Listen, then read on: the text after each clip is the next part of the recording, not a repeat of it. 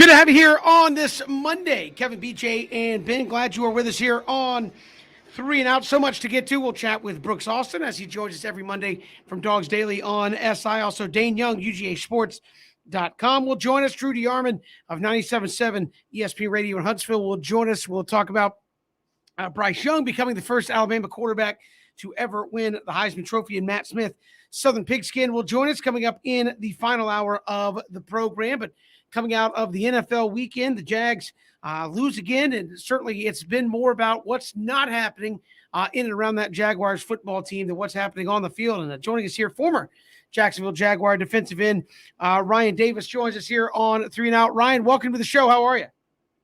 I'm doing all right. Thanks for having me. Hey, appreciate you coming on, and certainly all the talking points around Jacksonville right now are about Urban Meyer and kind of how potentially he's lost control of the locker room from the outside. What do you see when you look at the Jaguars right now?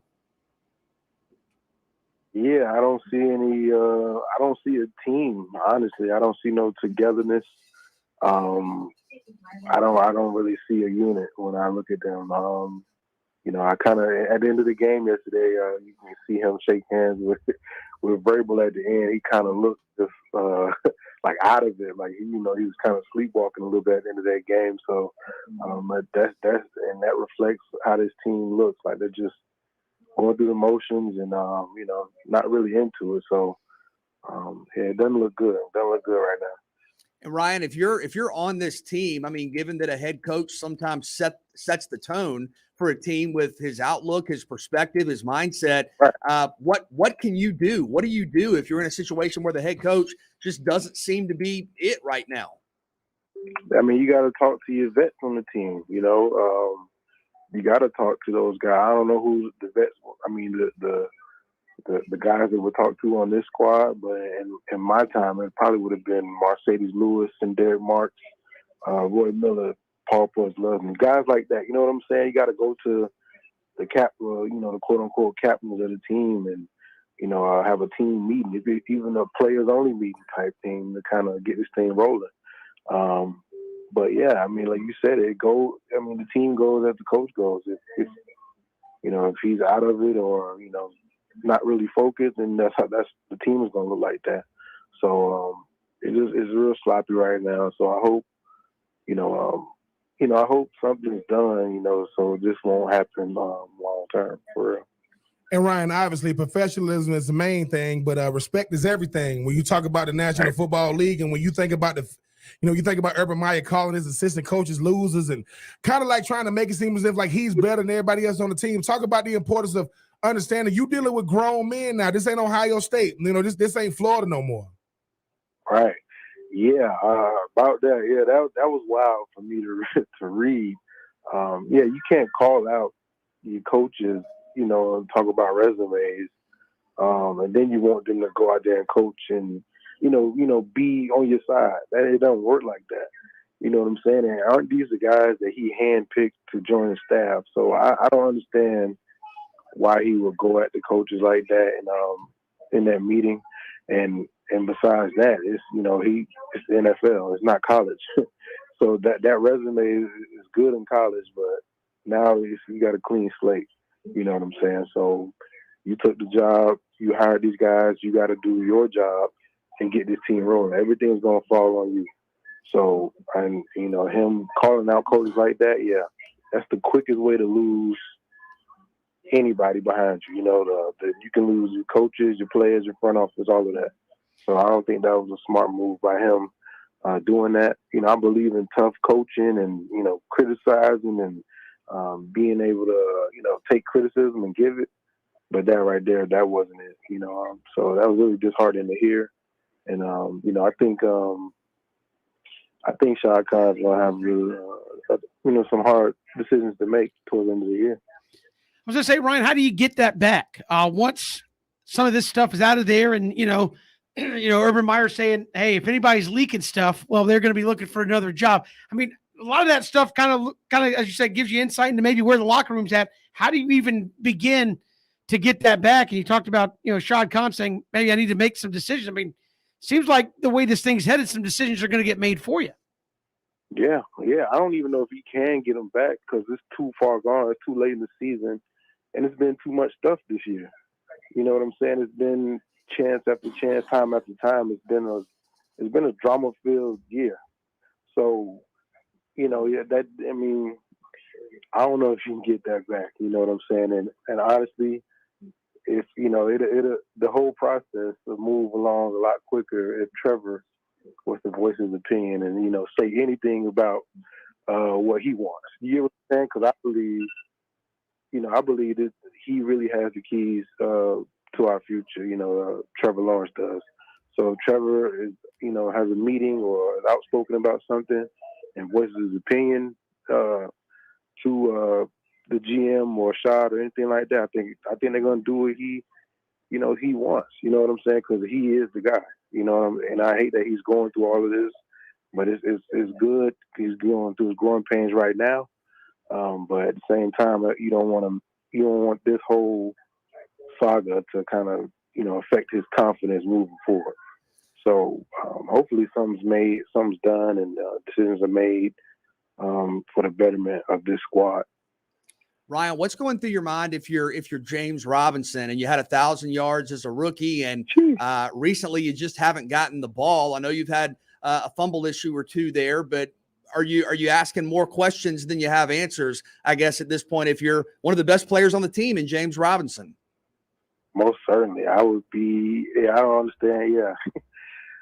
Dang, it's been a lot of stuff this year, huh? God, I didn't even think about James Robinson, the James Robinson fiasco. But yeah, you got to ask questions. I don't understand it. Did he have 6 touches Sunday? And then he got, like, in the week before that, he put him in towards the end of the game. And watching him interview with those guys, watching James Robinson interview and how he was so humble and cool about it, that kind of threw me off a little bit because I was upset. I'm like, dang, I feel bad for this guy. He deserves better. I think I tweeted that. But yeah, it's just a lot of head scratching going on, and then some questionable stuff. James Robinson's been nothing but good. He's been professional. He stays to himself. He's not in trouble. Works hard. I mean, what more can you ask for in a guy like James Robinson? So I hope that none of this leaves a sour taste in his mouth, and he, tries to go anywhere afterwards. But you never know, man, because guys got to look out and do what's best for them in the end. So, hopefully we can feed him the rock, but in the same breath, James gonna have some decisions to make too. I think this is last year on that deal. I think so. We'll see. Marvin Jones, it's reported that he walked out. They had to go out. Some of the assistant coach had to go out there and ask him to come back. And it goes back to this thing about Urban Meyer. He's respected because he's the head coach, but respecting him as a man and his decision making is different. Ryan, talk about the fact too, like when you in the NFL, people don't get, look, I respect my boss, but my boss needs to respect the fact that I'm the one out there on the field, got to go and practice and do these things. And all he doing is calling plays, calling people losers behind closed doors. Yeah, when you lose, when you lose respect for somebody, or when a player loses respect for a coach in any type of way, it's pretty much a wrap. And I mean, you can see it. That's what's happening now. That's what's unfolding. He got to respect guys as a man first and foremost. He's not asking you to like him or hang out with him or do anything like that. But if there's not a respect factor shown first, then guys are not going to play for you. Free agents aren't going to want to come and sign here. That's just not going to happen. Word of mouth travels fast around the league. So guys don't respect, who they're playing for. They're not going to play hard. They're going to lose and the only incentive that they have to play is to get good stuff on film. You get what I'm saying? So they're going to be more to themselves and more selfish. Not saying that Jones is, but that's just how it is when you lose respect for somebody. You're not going to care about, the whole team thing in the end. You know what I'm saying? So, hey, it's real tough, and they got a lot of work to do. Again, you look at this Jaguars team, and if you have another week or 2 weeks the way you've had, does do you think they even make it to the end of the season without making some kind of change? I personally, I think they don't make it to the end of the season, especially if it's like this another week or two. But I mean, that's just my opinion. So, however it plays out, it has to be a firm and quick decision. I mean, if he chooses to keep him, but he has to, he got to. I don't know. It's just a whole bunch going on. Yeah. It's just a mouthful to kind of get through. But I don't think so. If it persists the next few weeks, I don't think they'll make it to the end of the season. Ryan Davis, former Jacksonville Jaguars defensive end, joining us here on 3 and Out. Ryan, really appreciate the time. Thanks so much. All right. Thank you for having me. Appreciate it. And again, BJ and Ben, it's been so much, as he said it a couple times here, it's just so much to process with Jacksonville. And Urban Meyer's bringing some of that on himself. A lot of it is also you're looking at it and saying, with all that's going on, the team's not really getting a whole lot better. I know there's not a lot to work with, but I think there's one of those things like you can handle some off the field drama stuff if you can find a way to win a few games. They're not even doing that. So this thing seems to be unraveling very quickly. Yes, and you scored a grand total of 0 points against your rivals, the Titans, on Sunday, and you didn't. I mean, I'm not a body language expert, but Urban Meyer, coming across for the handshake, didn't look very enthused at that point. I know some pundits have said, "Hey, you didn't really look into it on the sidelines." But you think about Urban Meyer, you go back to the Chris Doyle hire, you go back to the fines with organized team activities, you go back to what you had after the game when you played Cincinnati, and you had that incident, and now you're calling assistant coaches losers, and respected veterans are walking away from practice. Marvin Jones here, a wide receiver that's been around the league a long time, and now the James Robinson situation. I mean, it's been bad after bad after bad after bad. And I agree with you, Kevin. It looks like it's unraveled here for Urban Meyer in Jacksonville. I mean, BJ and Kevin, we don't even got to act as if this has anything to do with it. Like we act like the industry has to do with it. We all work together every day. If I'm coming in every day calling everybody losers and I'm a winner, you're not going to want to deal with me. It's not who is doing it. It's the fact that that's not how anything gets done. What makes Urban Meyer a winner at Jacksonville? Didn't you hire me saying, hey, improve your – I couldn't have been on that staff. You're not going to say, prove your resume to me. Who are you? And the thing is, I'm letting one guy play because he played for me at Ohio State. So if James Robinson would have played for Ohio State and Carlos Hyde wouldn't have, Carlos Hyde wouldn't be getting in the game. And then you got the nerve to be acting as if you made some good decisions. Tim Tebow, Chris Doyle, after the Cincinnati game. The reason why Nick Saban is back in college is because he didn't win the Drew Brees sweepstakes. You about to be back, in college or not in the NFL because you're dealing with grown men, and grown men don't handle, nonsense that Urban Meyer is dealing with like that. Like they don't handle it well. But the fact that you tell them I'm a winner, you're a loser. No. What you tell yourself at home in the privacy of your own home, you are 2-11 right now. So I don't know, but I think Khan got to realize he made a mistake and they got to move on sooner rather than later because you're trying to have a young team stay together. You will lose that team and potential free agents. We're still dealing with a guy like Urban Meyer. Yeah, we've got more to come here on 3 and Out. A busy weekend in Athens as Dan Lanning goes to Oregon to be the next head coach. Defensive coordinator says he's going to stick around for the playoffs. We'll talk to Brooks Austin, Dogs Daily on SI about that and more when we come back here on 3 and Out on the Southern Pigskin Radio Network.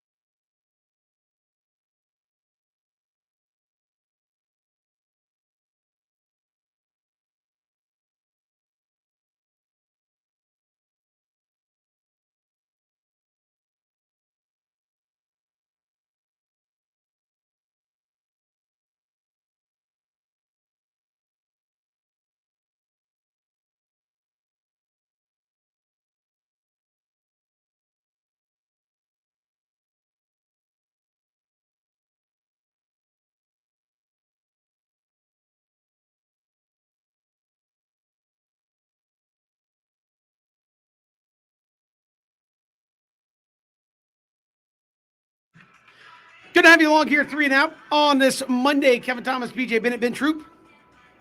Georgia losing defensive coordinator Dan Lanning to Oregon. He becomes the Oregon Ducks head football coach, and that was just amazing to follow there on Friday. Dan Lanning's going to Oregon. No, that's not happening. It's all made up. Then the next day, Dan Lanning's going to Oregon. Okay. And he said he is going to stay through the playoffs. And coach Georgia as long as they are still in it. And how do you think that affects Georgia moving forward? I know we talk about coaches who are, hey, I took another job.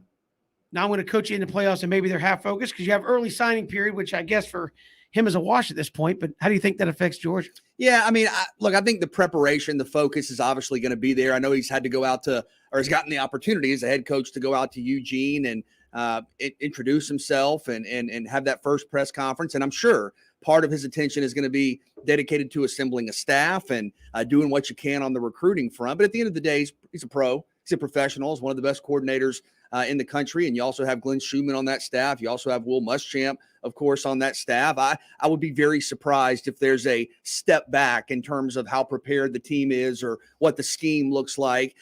Sure, if you had your choice, would you rather have a defensive coordinator that has nothing else going on? Yeah, but this is a great opportunity for Coach Lanning, and I don't think it'll affect Georgia much. And then we have Brooks Austin, Dogs Daily on SI, joining us here on the program. And Brooks, we just were talking about it. Dan Lanning, what kind of effect does that have on Georgia preparation-wise? I know we see coaches take jobs and say, well, I'll stick with you through the bowl game, or in this case, the playoffs. How does that work with the kind of the split attentions there of Dan Lanning? Yeah, I mean, they do a good job of kind of dispersing, responsibilities throughout the year anyways. So, like, they're coached as a unit. I mean, yeah, you lose your defensive coordinator, or your defensive coordinator may or may not be distracted, right? He's out in Eugene, Oregon right now. He has his opening press conference this afternoon out there. So is it a distraction? Yeah, 100%. You have to believe that. That is a fact. But guys like Glenn Schumann and Will Muschamp and Kirby Smart are more than capable of being defensive coordinators. To me, I think the one specific room where I think this is a major, major change for them is that outside linebackers room. Is that absorbed by Glenn Schumann or maybe Trey Scott? Which guy takes that room and takes over that position? Or do they allow maybe an assistant or an off-the-field assistant to maybe potentially take that role if Lanning's like out or, consumed like he is right now? He's consumed by that Oregon job right now. Like I said, he's in Eugene, Oregon right now, and they had practice yesterday afternoon. So is he balancing them correctly? I don't know. We don't know those answers. I guess we'll find out what the result looks like come January. Brooks, were you surprised at all by this hire this quickly? I honestly was. And here's the deal. Like this offseason, I knew Dan Lanning was going to be fighting off, coming into this year. I figured he was going to be fighting off job offers. Like Georgia was going to have to do something to keep him or be okay with him leaving. But I thought it was going to be for like a Troy or a UAB or a Samford as a first-time head coach. Not Oregon. Oregon, we're talking like multi-million dollars, life-changing type of money in a Power 5 job out there in the Pac-12 that sets up, in my opinion, I think like a top 5, top 10 job in college football, considering the proximity to talent, the barrier to entry in terms of college football playoffs and things like that, and resources made available out there at Oregon. That's an incredible, incredible job and an opportunity for Lanning to take. So was I surprised? Not necessarily. I was surprised by the level and the caliber of job that he was offered as, having no head coaching experience and being in his late 30s. Brooks, how much does a guy like Dan Lanning benefit from the way in which coaches are getting hired? They had to get a big hire. Mario Cristobal, he goes back to his alma mater, Miami. They couldn't get a guy. They can get a guy that's never been a head coach, but it couldn't have been a guy that nobody knew about. You knew that Coach Lanning was not going to be in Georgia next year, right, Brooks? And so how much did he benefit from just the times in which coaches are getting hired? I mean, I think all these coaches are benefiting from the times that we're in right now, Ben. And I think that what the times are is new TV money coming our way. Those TV contracts are going to be up in the SEC. They're going to be up in the Big 12. And they're going to be up in the Pac-12 and Big 10 before you can bat an eye. And that means TV companies are going to be bidding against live rights for television programming like football. And guys, that's going to be billion-dollar industries, billion-dollar contracts for these TV deals. And that trickles down to each individual school along the Power 5 level. So you're seeing these schools start to predict and project a massive flush of income and cash available. And that's where it's going. It's getting spent on coaches right now. And soon it'll be spent on private jets for recruits or for recruiting. And soon it'll be spent on everywhere else. So the trickle down effect will happen. You'll get new locker rooms, but primarily right now, you're getting new coaching contracts for dang sure. Brooks, as you look at it, Dan Lanning obviously was going to be a hot name as they get ready for the playoffs and teams start to try to figure out their coaching situation. What about Coach Monk and what about Will Muschamp? Are those guys that are getting approached? Are those guys that are looking to take another step? What do you think the coaching kind of show looks like for the remainder of Georgia's staff? It's a great question, Kevin. And honestly, I think we learn whether or not Todd Monken has aspirations to be a head coach again pretty quickly this offseason. If Todd Monken sticks around Athens for another year, I think we can feel pretty good about him maybe potentially setting roots down for the first time in his career. If you search through his Wikipedia, you will not see a longer stint than 3, 4, maybe 5 seasons. 5 seasons tops. The guy does not get comfortable. He does not settle in. He doesn't stick around. So I think we're going to find out this offseason whether or not Todd Monken wants to be a head coach again, whether or not he wants to go coach at a mid-major level and crawl his way back to being a predominant name in college football in terms of a head coach candidate, things like that. He is very, very well respected among the football community, which means you're also going to have head coaches that take jobs in the NFL when those coaching circuits start to revolve around or start to spin this offseason. You're going to have him fighting off NFL OC jobs as well. So I think we're going to see very, very soon how comfortable Monken is sitting around as an offensive coordinator in Athens. I think the other thing is, what are they going to do at defensive coordinator? Do they promote Glenn Schumann? Because there's a lot of Saban guys and there's a lot of Kirby Smart guys roaming around at new jobs right now in college football. Billy Napier down there in Florida got some Schumann ties. Mario Cristobal down there in Miami got some Schumann ties. And now these guys are head coaches and they got coordinator positions open. And Glenn Schumann is not a DC anywhere right now, but he's very, very highly coveted as one potentially. So it's either Georgia promotes him from within or he might have to take some other jobs with some serious consideration. Huge names in the transfer portal, obviously, including former Auburn running back Tank Bigsby. Could Georgia be involved there? I think Georgia's going to kick the tires on just about everything and everyone that enters the NCAA transfer portal this year. Everybody, quarterbacks, running backs, linebackers, it don't matter. That is the nature of college football that we're in right now. You're going to see programs like Georgia and Alabama save roster spots for guys like Darian Kendrick, save roster spots for guys like Henry To'oTo'o, save roster spots for guys like Jamison Williams. Wherever the holes present themselves on this roster come January, you'll see Kirby Smart get active and heavily involved in the transfer market and transfer portal at that point. Tank Bigsby included. I mean, you got James Cook and Zamir White potentially leaving this roster within the next 3 months, 4 months. And you've got guys like Kenny McIntosh and Kendall Milton, who, let's be honest, they've kind of struggled at this point in their career to stay on the field, and they're not even getting the bulk of the carries, something that they're going to get asked to do next year. So, yeah, Georgia will certainly kick the tires on Tank. Do tanks have tires? I don't think tanks have tires. Tanks have wheels and tracks. They'll kick the tracks on Tank for sure. And Brooks, I know that Georgia's going to be loaded at the quarterback position even in 2022. But with all these quarterbacks that seemingly in the transfer portal, does Kirby Smart even got to give it a look? I'm telling you, if there is a quality football player in the portal, I guarantee you they've had an assistant dig up some dirt and do some research on Spencer Rattler. It doesn't have to make sense to do your due diligence. Okay, I think that's one thing that we've all learned from following the NFL and watching the NFL. Bill Belichick turns over every leaf. He turns over every stone. He researches every free agent, just like these guys will start doing with the portal. Every single player in that portal that Georgia thinks could maybe potentially help them, they'll do some research on them for sure. Speak to that end, Brooks. I know Ben just mentioned the quarterback room. I would imagine nobody's going to say they're transferring out while Georgia's in the playoffs, right? I mean, that's no, you're right, Kevin. And I think I know where you're getting at. You're going to see heavy participation. My Lord, I was trying to say precipitation. Sound like you're going to see some heavy, participation. Good Lord. Yeah. Yes, from Georgia football players. My God, guys. It is Monday afternoon. That is for sure. Yeah, you're going to see a lot more activity in the portal from Georgia's end as well, I project this offseason. Brooks Austin, Dogs Daily on SI, our guest. Brooks, always a pleasure. We'll have a lot of participation with you next week. How about that? Good Lord. I need some tongue weight loss. My tongue's too fat, guys. There you go. Good God. Brooks, we'll talk to you next week. See you, buddy. Brooks Austin joining us here at Dogs Daily on SI here on 3 and Out. A lot more to come. We'll chat with Dane Young. We'll continue talking Georgia football with him next here on 3 and Out.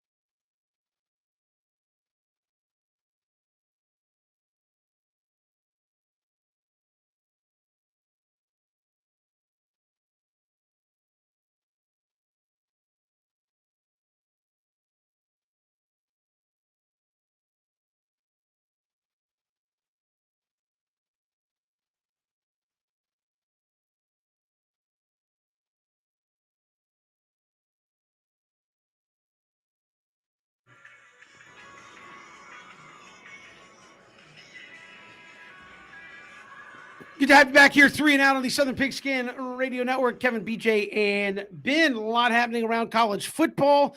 Transfer portals going nuts. College coaching carousel still in full revolution there as coaches going all over the place, including Dan Lanning going to Oregon. Joining us here, UGAsports.com's Dane Young joins us here on 3 and Out. Dane, welcome. How are you? I'm doing well, and I know you're having me on to talk college football, but I do want to give a congratulations to Benedictine for the state championship, though I should tell you that this past summer I moved into a new house that we bought that's within walking distance of North Oconee High School. So some folks around here may not enjoy that congratulations considering that semifinal game down there. Yeah, I was going to say they'll be fine. They'll be fine. But yeah, we had a good time following them all year long, and it was a great championship game there on Friday. Which to that end, we were sitting there at the game on Friday, and we see Dan Lanning's going to Oregon, and then the immediate nope, that's not happening. It's not true. And then followed up by what I believe the next day. Nope, Dan Lanning is going to Oregon to be the next head football coach. Talk about that move. And a lot of people kind of seem surprised that, maybe he might have landed at a G5 school or something, but head coach at one of the top 8 or 9 programs right now in college football.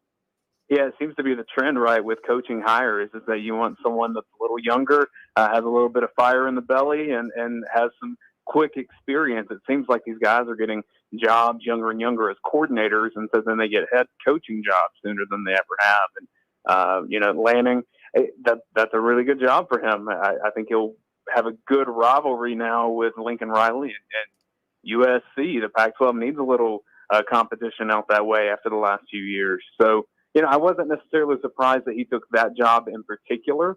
To me, it was, if he didn't take that one, he was probably returning to Georgia when you started looking at what's left out there on the board of places looking for head coaches. And, the reporting on it was interesting because it was pretty obvious that after the Atlanta Journal-Constitution broke the story, and then it was denied on both sides, that maybe at least the timing of it wasn't something that either school wanted to discuss at that moment. And then, as you said, a couple of days later, here he is today in Oregon. So where does this leave the Dogs in terms of preparation for the college football playoff? Yeah, a lot of people are making comparison of is this like when Kirby Smart was Georgia's head coach and Alabama's defensive coordinator at the same time? And in principle, that's the case, except Tuscaloosa and Athens, you can drive overnight, or you can drive in the middle of the day and make it from one to the other. I don't see how Lanning's going to be going back and forth from Athens to Oregon efficiently. So I think he's going to have to do this differently than Kirby did. I will say that just in terms of what Georgia has in defensive coaches, Kirby Smart leads that defense. Dan Lanning may call the plays. But I think once Dan Lanning is fully gone, that's probably Will Muschamp calling those plays, and Glenn Schumann keeping his spot as co-defensive coordinator. Kirby Smart already said that co-defensive coordinator with Muschamp and Schumann will be the case going forward. That was mainly to tell recruits that. What going forward means, I guess we'll all see. I anticipate that's probably going to be the case next season and beyond. Isn't Georgia doing their job because of what happened with Dan Lanning? Like, if you think about Georgia and the brand of football they do on defense, if Dan Lanning was a defensive coordinator for 2022 for Georgia, that would be a bad look, wouldn't it? Maybe, but I mean, if he was waiting out for one of the big head coaching jobs, you saw Brent Venables turn down a lot of different jobs. He claimed that he wanted to go to Auburn, or Auburn wanted him at one point. He turned it down, and Oklahoma was the spot for him. So could it be a bad look? I guess maybe a little bit, but would it be a worse look to have to go somewhere smaller than what he's capable of? I think Lanning would have found a head coaching job sooner rather than later. But, the guys that are leaving from Georgia's defense after the season, it's a harder job in Athens next year than the one he currently has as defensive coordinator. That's for sure. So, Dane, how does this affect Georgia heading into the playoffs? Obviously, you have Kirby Smart, Will Muschamp. They've both been head coaches. They've both been big-time defensive coordinators. You got Schumann there, who's going to be co-defensive coordinator during this time. Georgia's defense has been one of the most impressive units of the season in the entirety of college football. Is there going to be much of a change for these next 2-3 weeks leading up to the first round of the playoffs? Oh, the change needs to be in whatever they were trying to do against Alabama, because that looked a bit foreign to me. There were things in rewatching the game and doing some of our film don't lie analysis on UGAsports.com that I had not seen all year. I'm talking defensive tackles standing up and playing as if they're a spy. And if you're Jalen Carter and you're not pushing toward the pocket, that's a waste of your skills. And same thing with Devontae Wyatt. Georgia's defense was scared, I think, of Bryce Young running, which is not a good scouting report because Bryce Young would much prefer to stand in the pocket and throw and wait until the last second. Scrambling is the last thing that he wants to do. But Georgia did not treat it that way. So I did not think that Georgia's most recent defensive performance is indicative of what can be possible here over the next 6 weeks. But there's some identity that Georgia needs to regain. Dan Lanning, obviously going to Oregon, who Georgia opens up with next year, by the way. Is there a chance that Lanning takes some other assistants or staff members from Athens to Eugene? And how fascinating will that season opener be next year? I don't know that it's going to be any on-field assistants that follow him. That's a long way for a lot of people and their families. It's possible. Initially, we had heard maybe some murmurs about Trey Scott maybe being interested. That's been shot down, at least for the short term. I mean, things change pretty quickly in this scenario. I do think that there's a lot of behind-the-scenes staffers and quality control, defensive analysts, those kind of positions that will follow. And that's pretty customary for these type of roles. And that's what Glenn Schumann did with Kirby Smart when he came to Georgia. In terms of that first game next year, I think the questions will probably start already, right? I think he's speaking at 5 o'clock Eastern, 2 Central. I'm sure someone's going to ask Dan Lanning about that in that news conference. And I'm sure he'll have all the pleasantries. But, if anyone knows that roster, it's going to be Lanning. So that's going to be an intriguing matchup for sure. Mel Tucker sets a record for the most money ever for African-American coach at, what he's doing in Michigan State. Dan Lanning, new head coach at Oregon, has Georgia's defensive coordinator position become the it position now if you're talking about who's going to be the next up for a head coaching job? Man, you know how this works. If you're in the NFL, you want to stand beside Bill Belichick because that's how you get paid. If you're in college football, you want to stand beside Nick Saban, and Kirby Smart is now elevating himself into that conversation. If you're the guy that helps the guy, then you get paid eventually. So yeah, it's a destination position, but one that I think is going to get clogged up here a little bit because Will Muschamp seems pretty happy up here right now. I'm not sure that he's trying to do the climb to head coach once again. Should he be a co-defensive coordinator with Glenn Schumann? Now Schumann may be trying to make that climb, so we may be having the same conversation in upcoming years. But yeah, in terms of what that position means, I think it'd be the same way for Georgia's offensive coordinator too, which, by the way, I think there's a shot that this is not done. I don't think that Todd Monken's taking a college job this year, but I have heard, and this is not reporting this, that you start getting into some pension kind of stuff with the NFL. If there's an NFL team that wants to make Todd Monken its offensive coordinator next year, I think there's a chance that could be a replacement that needs to be made. Wow, Dane Young, UGAsports.com, joining us here on 3 and Out. And Dane, you look at Georgia getting ready for the playoffs. Obviously, transfer portal stuff is happening all over college football. And you look at focusing on the task at hand versus some guys that are on the roster, maybe want to play for a championship, but might be also looking to jump out. Do you expect Georgia to have some guys enter that transfer portal? Obviously, could have a quarterback or so throw their name in there at some point. Absolutely. I fully expect Carson Beck will be transferring from Georgia after this season. That's something I've been hearing for quite a while. Could he change his mind? Sure, that can happen. But I expect he'll find his way back to the state of Florida in some capacity.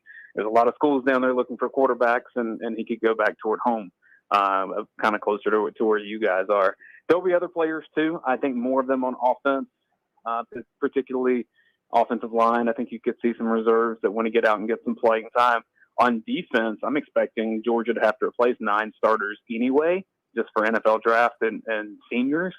And so with that, I see a lot of potential playing time on defense.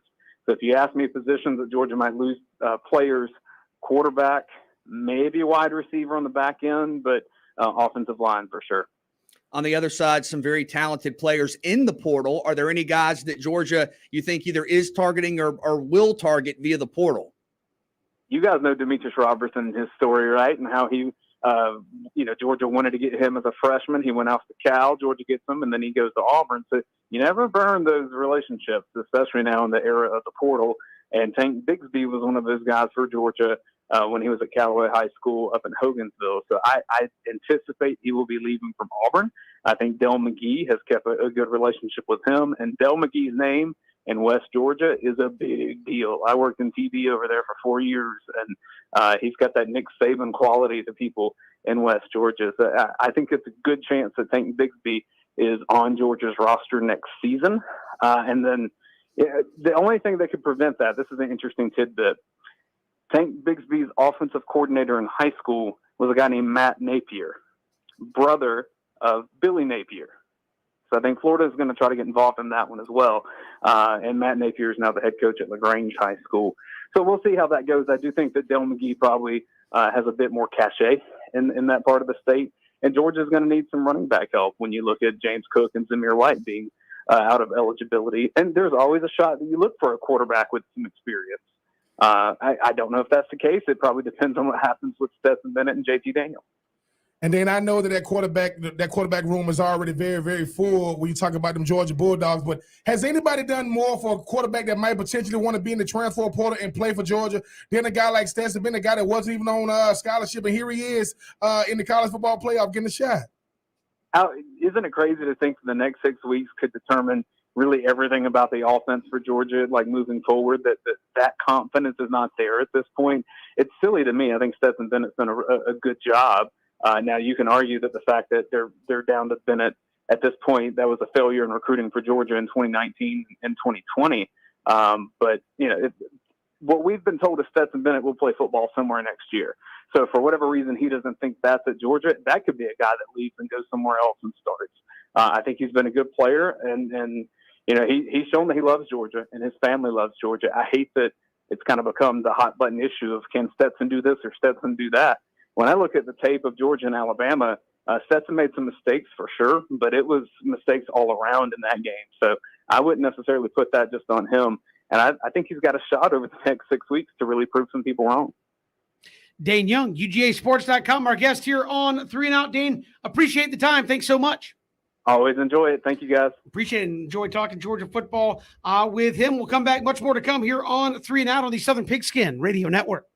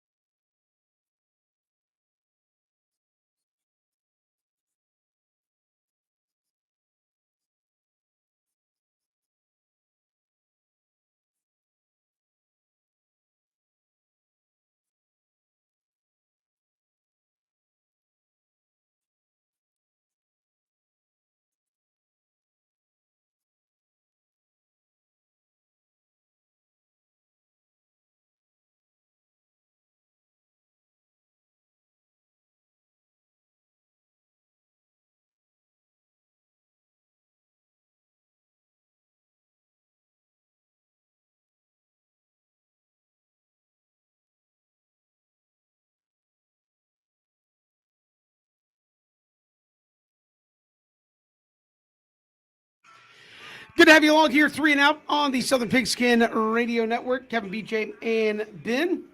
We're from Drew DeArmond coming up in hour number 2. And hey, with the holidays around and approaching, we've teamed up with the Savannah Feed the Hungry. They're holding a Christmas dinner on the 23rd coming up. And what we're asking folks to do is donate toys, and they're going to give away toys at that event as well. And you can drop those off at one of the following places: Coach's Corner on Victory Drive there in Thunderbolt, Geechee Roots there at the Tanger Outlets, the Uniform Source on Abercorn Street and on Durin, the Hall of Sneakers on York Street, and at Cash and Carry 500 Staley Avenue there in Savannah. So we're asking you to bring a unwrapped toy at any of those locations, and we will, in conjunction with Savannah Feed the Hungry, give them away at that event on the 23rd. So looking forward to that. And it is the season of giving. So we have the opportunity, drop by one of those locations: Coach's Corner, Geechee Roots, the Uniform Source, Hall of Sneakers, and Cash and Carry. Drop the unwrapped toy in the box and help someone out there at Christmas. Absolutely. And glad to be partnering there. And the Feed the Hungry event going to be, very meaningful, very special. And I think it's, Kevin, as you said, to echo those sentiments, it's so important to think about others and folks who may be in need during the holiday season. That's a big part of kind of what we should think about every day, but I think especially this time of year, and any opportunity you have to just help out a little bit, help out who you can. I think that's how you change the world. So great stuff, and looking forward to collecting some toys for the Feed the Hungry event on the 23rd. Yeah, I'm looking forward to it. I mean, you think about that, like you said, BJ and Kevin, is a chance to, do something for someone else. I think too often at times when in our own lives, we understand that we want to be able to do for us and do for our family members. Family members who, not just your bloodline, man, it's who you decide it is. And when you ever can put a smile on a kid's face, there are parents out there who are doing the best they can. So we're going to try to, get as many toys in there as possible. Kevin, all the different locations that you mentioned, as well as Feeding the Hungry as well. You couldn't be doing, I'm looking forward to it, but that's what we're supposed to do when you talk about doing our part. Yeah, and you can go to our ESPN Radio Savannah Facebook page and get more information on that. And again, now through the 22nd, I will be collecting those toys, and you can drop it off at those locations, and they will be given out on the 23rd. So really looking forward to that. We're coming right back. We've got Take 3 coming up right around the corner. Drew DeArmond will join us next hour as well. We're talking Bryce Young, first quarterback at Alabama to win the Heisman. It's 3 and Out on the Southern Pigskin Radio Network.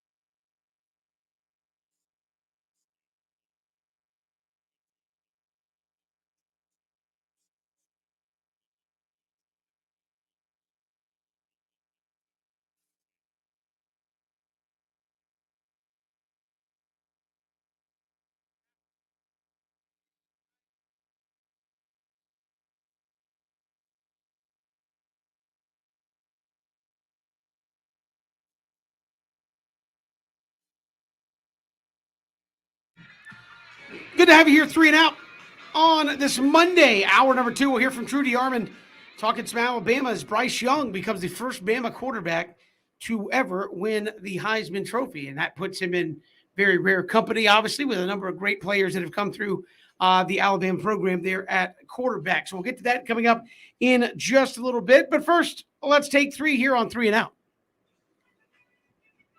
All right, take 1. After beating the Carolina Panthers, fellas, the Falcons are now 6-7, winners of 2 of their last 3.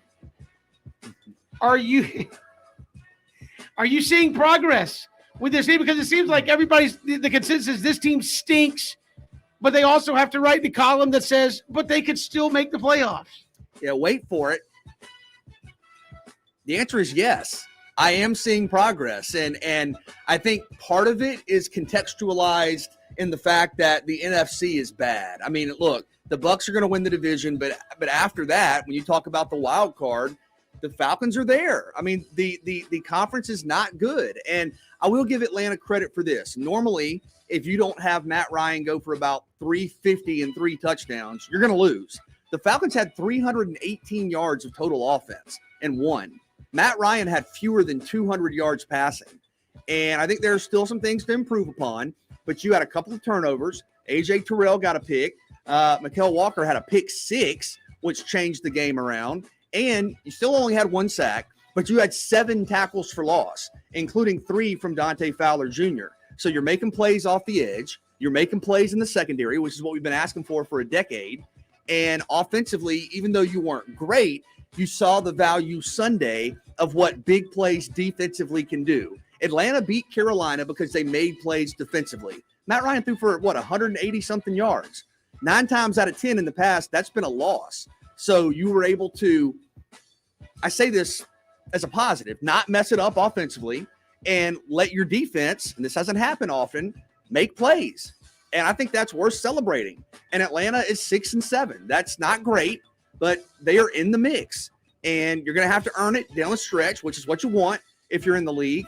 But, Ben, I think you can look at Atlanta now compared to where you were about a month ago and say this team is playing better, especially defensively, and that's great to see. I'm just saying now that I'm doing a little bit too much with that. But BJ, you said something, right? I said they get a winning record. What are we going to see? They don't have a winning record. But I will say this: this defense just realized. Wait a minute, we can win games. Yes. Wait a minute, we don't have to depend on the offense. No, Matty Ice went home, and his wife was like, "What happened today?" He said the defense earned their check. BJ, you said it. TFLs, you lived in the backfield. You still got 1 sack. You had a pick 6. Whenever you win a turnover battle, usually in sports, that give you a chance to go out there and win the game. Now, that's not going to be a recipe for success for the offense moving forward. But defense, you can do this for the rest of the season. You're the reason why Cam got benched on Sunday because, they bring in the back. They're bringing PJ Walker. I think at the end of the day, Kevin and BJ, when you think about this defense, you're not going to win in the sack total. But pressure, turnovers, PFLs. I mean, Marlon Humphrey, he's saying, look, man, I had a pick 6 against the GOAT. The shortest pick 6 in history. For this Atlanta Falcons team, it's going to be about how they finish. Arthur Smith, he all up in the post-game press conference. He got some energy about him. Now, he's still Arthur Smith now, eh?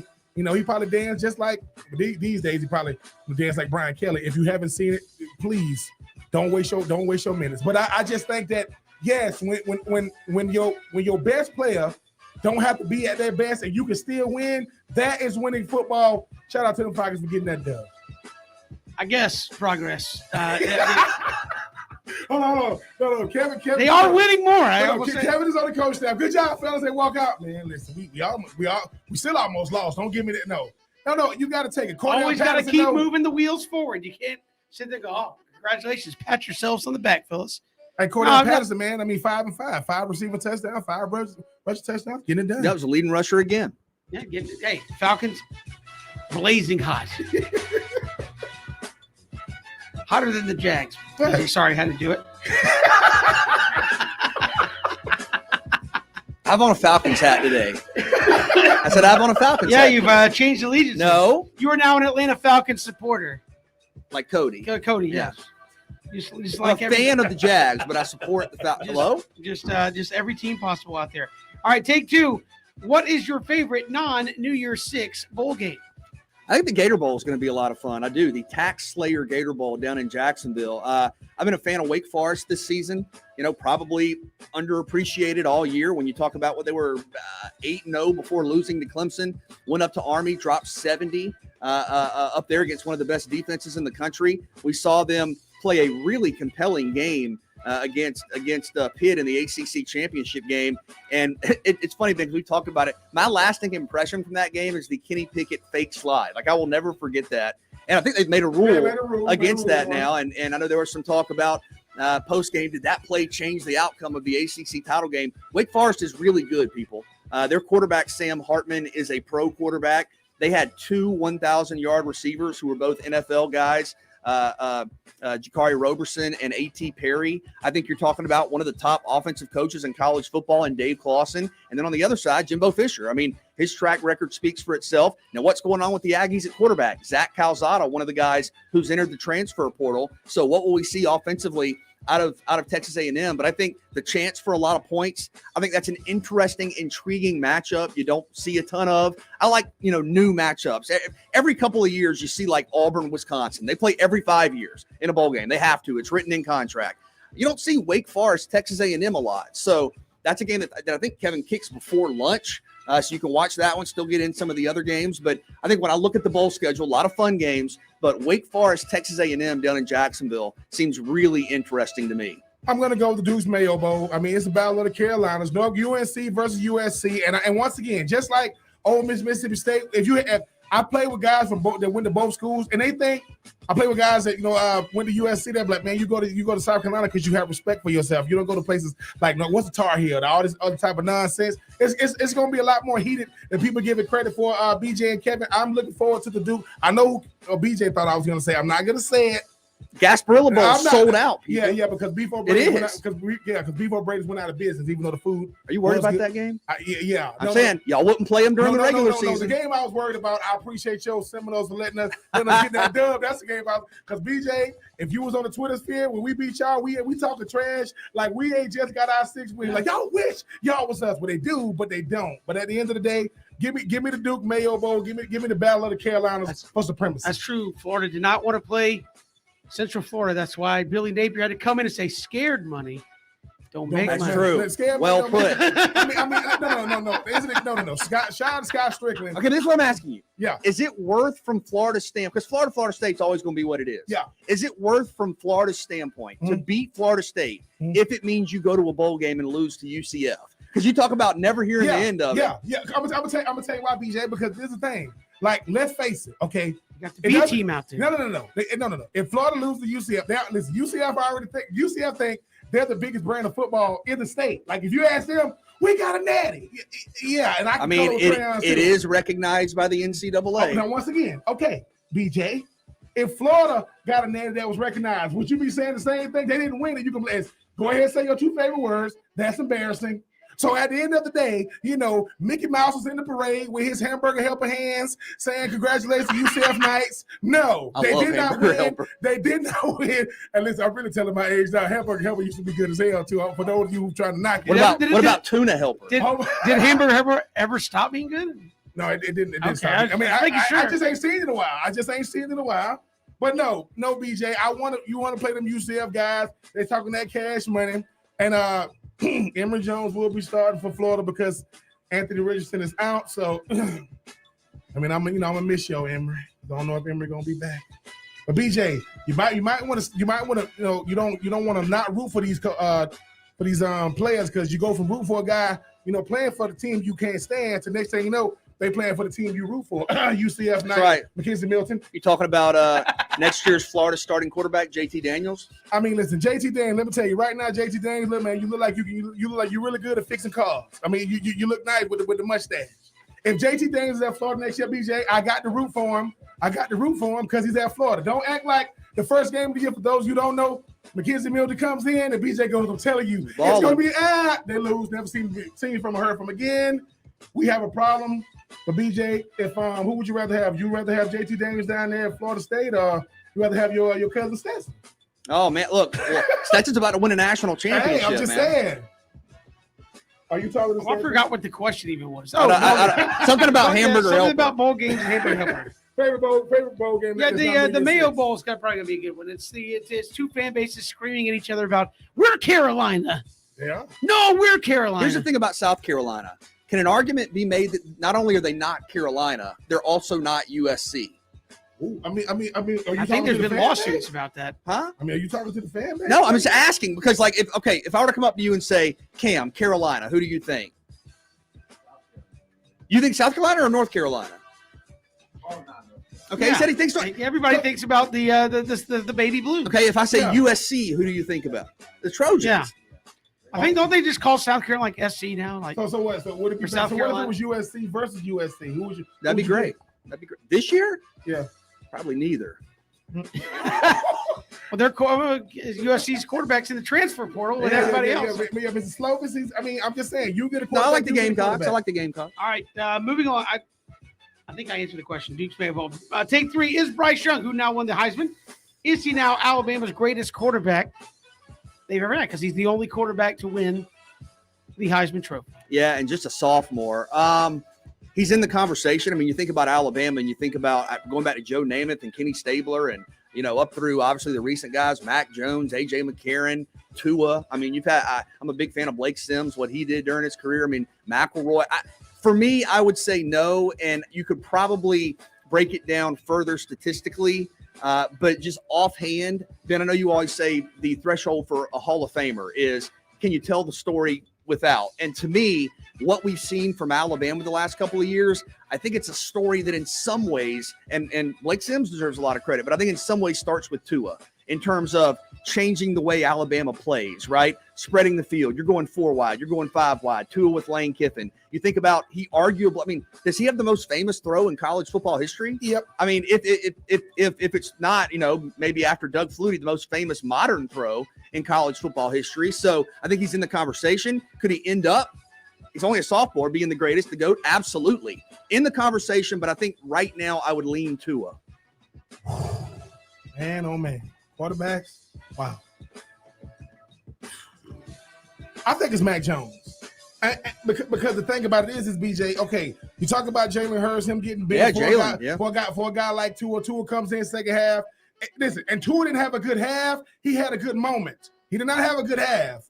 He had a brilliant throw with an eventual Heisman Trophy winner in Devonta Smith. I think it is Mac Jones because Mac Jones was a guy that people was thinking, is a quarterback going to take a step back? Nope, because he threw to the Heisman Trophy winner. He also helped orchestrate the offense. BJ, I think he has the best QBR for one season, and he went undefeated. There's nothing else. He did everything but win the Heisman because he threw to a Heisman, and obviously, Najee Harris ended up becoming the all-time leading rusher in Alabama history. But I think it is Mac Jones because Mac Jones, he had to watch Jalen Hurts. Oh my God, you got this dude, you got this phenom named Tua. And obviously, you would think, is Mac Jones good enough to do it? All I did was beat every team you put on the schedule. I played with a Heisman Trophy winner that I threw to, and I went undefeated and won that name. And all So SEC schedule. That's true. That is true. He did. Sorry, Mac Jones. You going Mac? I don't know if I'm going back, but I would say that Bryce Young not quite there. He needs a natty. I mean, it's Alabama. Sometimes you're always judged versus your peers. And while an Alabama quarterback may have never won the Heisman, there's a whole bunch of them that are walking around with rings on their hands with what they were able to do at college. So I think get a natty, and he advances up the ladder in that conversation there as well. Let's take three. We'll come back. We'll ask Rudy Armin that question. ESPN Radio Huntsville when he joins us next here on 3 and Out on the Southern Pigskin Radio Network.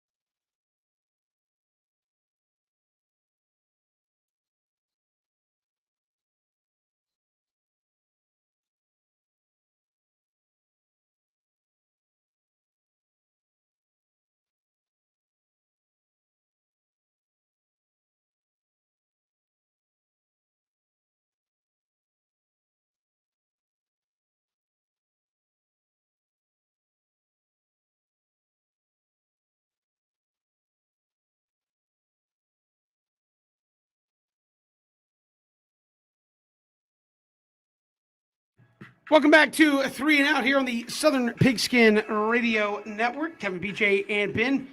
Bryce Young wins the Heisman, first Alabama quarterback to do that, and Drew DeArmond, 97.7 ESPN Radio in Huntsville, and Tighter Insider joins us here on 3 and Out. Drew, welcome. How are you? Good, guys. How you doing, man? Doing fantastic. We were just talking about this, someone who covers the team daily. Now that he's won the Heisman, something no other quarterback has done at Alabama, where does Bryce Young, in your estimation, kind of sit in terms of the greatest quarterbacks that Alabama's ever put out there? Well, it's tough because somebody asked me this question on Twitter last night, or I made a comment about an all-Saban team, and I did one a couple years ago, but since then there's been more great players that have cycled through the program and are currently. It would be really, really difficult to pick one at each position. Certainly, I think Bryce is positioning himself to potentially be called the greatest of all time at the quarterback position. This season is very similar to what Tua Tagovailoa did just 3 years ago in 2018, and really in a shortened season in 13 games, what Mac Jones did. So it's going to be really, tough to choose. It's going to be kind of like, choosing your favorite, relative in a way, because it's hard to do because you love them all. But I mean, Bryce is a special guy. I've said this before. He's different than the other two guys. Mac was your prototypical drop back quarterback, Tom Brady style. It's totally cerebral, great mind to the game, accurate from the pocket. Tua Tagovailoa, probably the best pure thrower I've ever seen of the football. His accuracy was the keyhole type. But with Bryce, he's got a little bit of all of it. He's got an outstanding arm. He's got outstanding accuracy, but he's slippery and he's mobile and he can use his legs. He can extend plays. He throws the ball well on the run. And honestly, I said this morning on Talking Ball. If you ask me which season of the three is the most impressive, after seeing all this unfold, if Bryce Young can win a national championship like Mac and like Tua Tagovailoa did, in 2017 and add a ring of his own, I think his is the most impressive because when you look at his supporting cast and his offensive line, I don't think it's nearly as good. It's there's not the receiver depth there was under Tua and even Mac. And then from the injury standpoint to the offensive backfield, and then the offensive line, from the performance of the offensive tackle position, really the right tackle spot has been iffy all year. Brian Robinson, was a warrior in the SEC championship game, but was just not himself. What he's done, without the supporting cast of the other two quarterbacks, I think in a way separates him. And if he can build on this next year, he can separate himself from both those guys, and that's saying a lot. Drew, the last 5 quarters for Bryce, when you think about, an SEC record for passing yards against a generational defense, and then the comeback, a 97-yard drive against Auburn in the Iron Bowl on the road. I mean, how do you contextualize what we've seen the last 2 games where he absolutely lit up one of the best defenses we've seen in 25 years and had just a statistically improbable comeback for the ages in kind of the biggest stage you have in college football during the regular season? Well, I think he proved his toughness in the Auburn game because, as you guys saw, he got sacked 7 times, got hit others. I mean, Alabama was shut out through 3 quarters. And so what he did to, put 10 points on the board in regulation, and, of course, he played through, Alabama should have had a field goal in the 3rd quarter. A snap was botched, but he just continued to be poised and continued to play. He led them to 10 points. That 97-yard drive was really his Heisman moment against Auburn. He did that in about 1 minute and 30 seconds, going 97 yards and hitting Ja'Cory Brooks, who, was in the game because Jameson Williams was ejected early. So he was able to get them into the overtime, make the right read, throw for over 300 yards, and, and win the game. And I thought that was huge. And then people don't really talk about it a lot in the second half of the Georgia game, but Alabama was able to put the game away after John Mechie got hurt, and you didn't have your leading receiver from the standpoint of 96 catches for over 1,200 yards and 8 TDs, and he still was able to, get Trayshawn Holden involved. He hit Slade Bolden for a 24-yard gain on 3rd down. That was probably the biggest play of the game to ice it on that last drive. And then, of course, Ja'Cory Brooks made some catches, and I asked Nick Saban about that after the game, and he made an interesting comment. He said, if you have a special quarterback, he can elevate those around him. And I think that's what Bryce has done.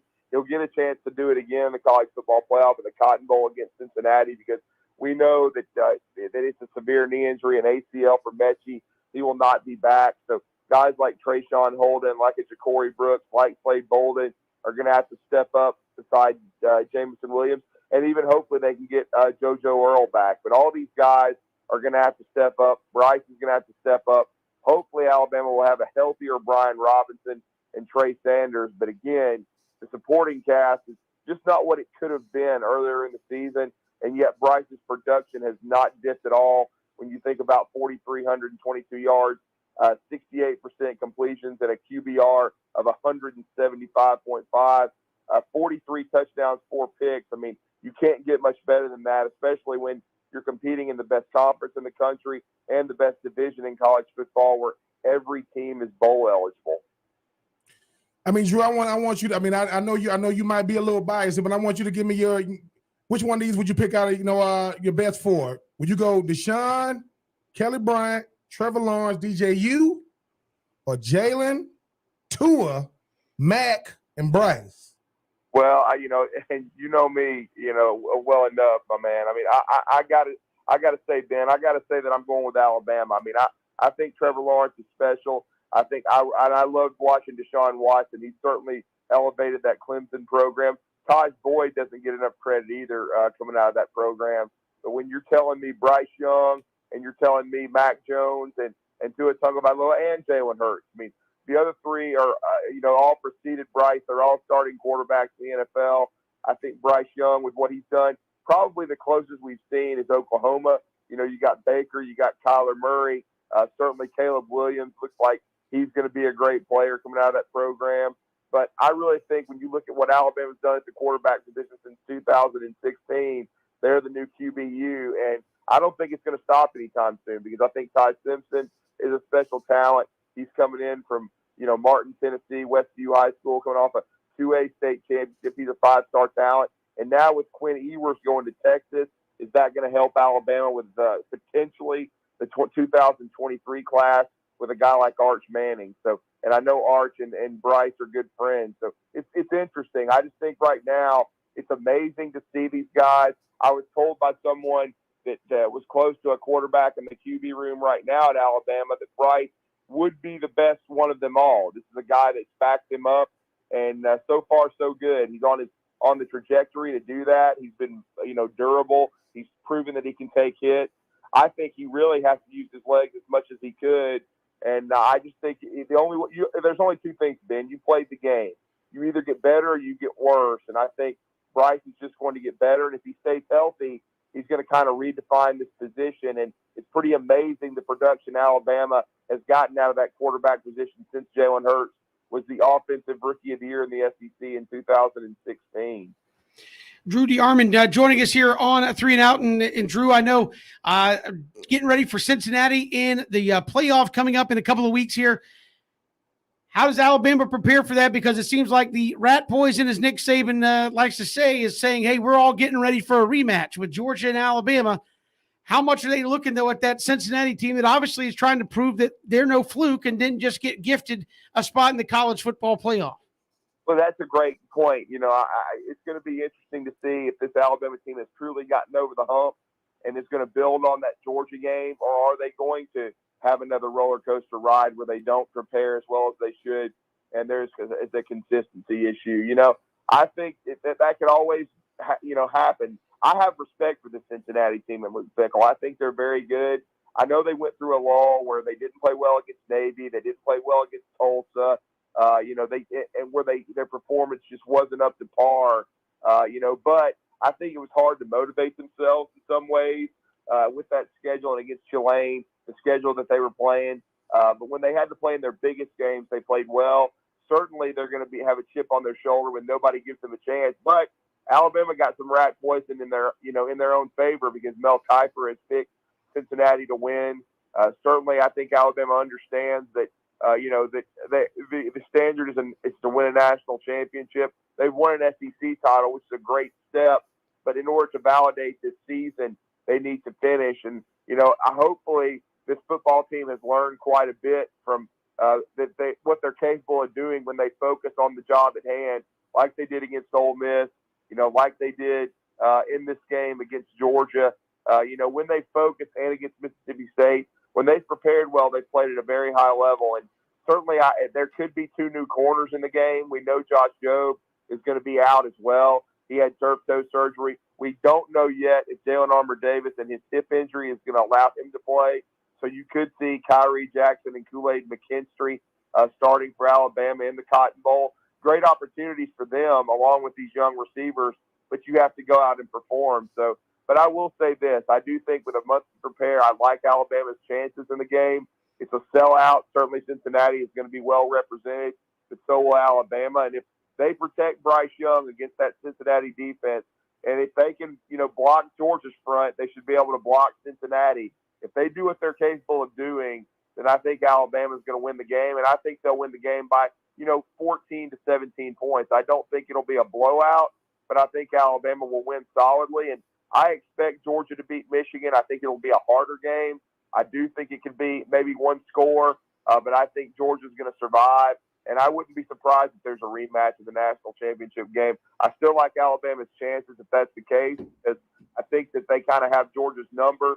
But again, anything can happen in football, and the first thing that Alabama has to do, get healthy, get their minds right, stay focused, and take care of Cincinnati. Drew DeArmond joining us, Tighter Insider, also 97.7 ESPN Radio Huntsville, joining us here on 3 and Out. Drew, appreciate the time. Thanks so much. Thanks, guys. Appreciate it. Always, you guys have a great holiday, and always enjoy being on with you. Hey, we appreciate it. Same to you, Drew. We'll come back. We got more to come here at 3 and Out on the Southern Pigskin Radio Network.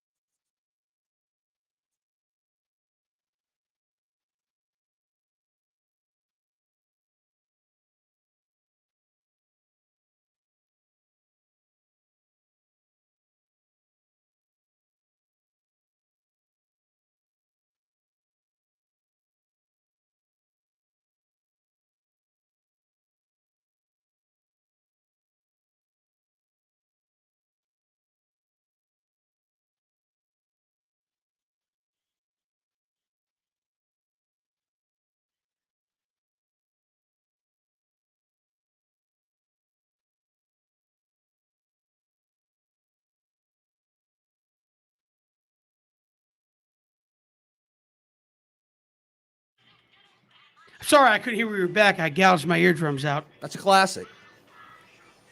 No.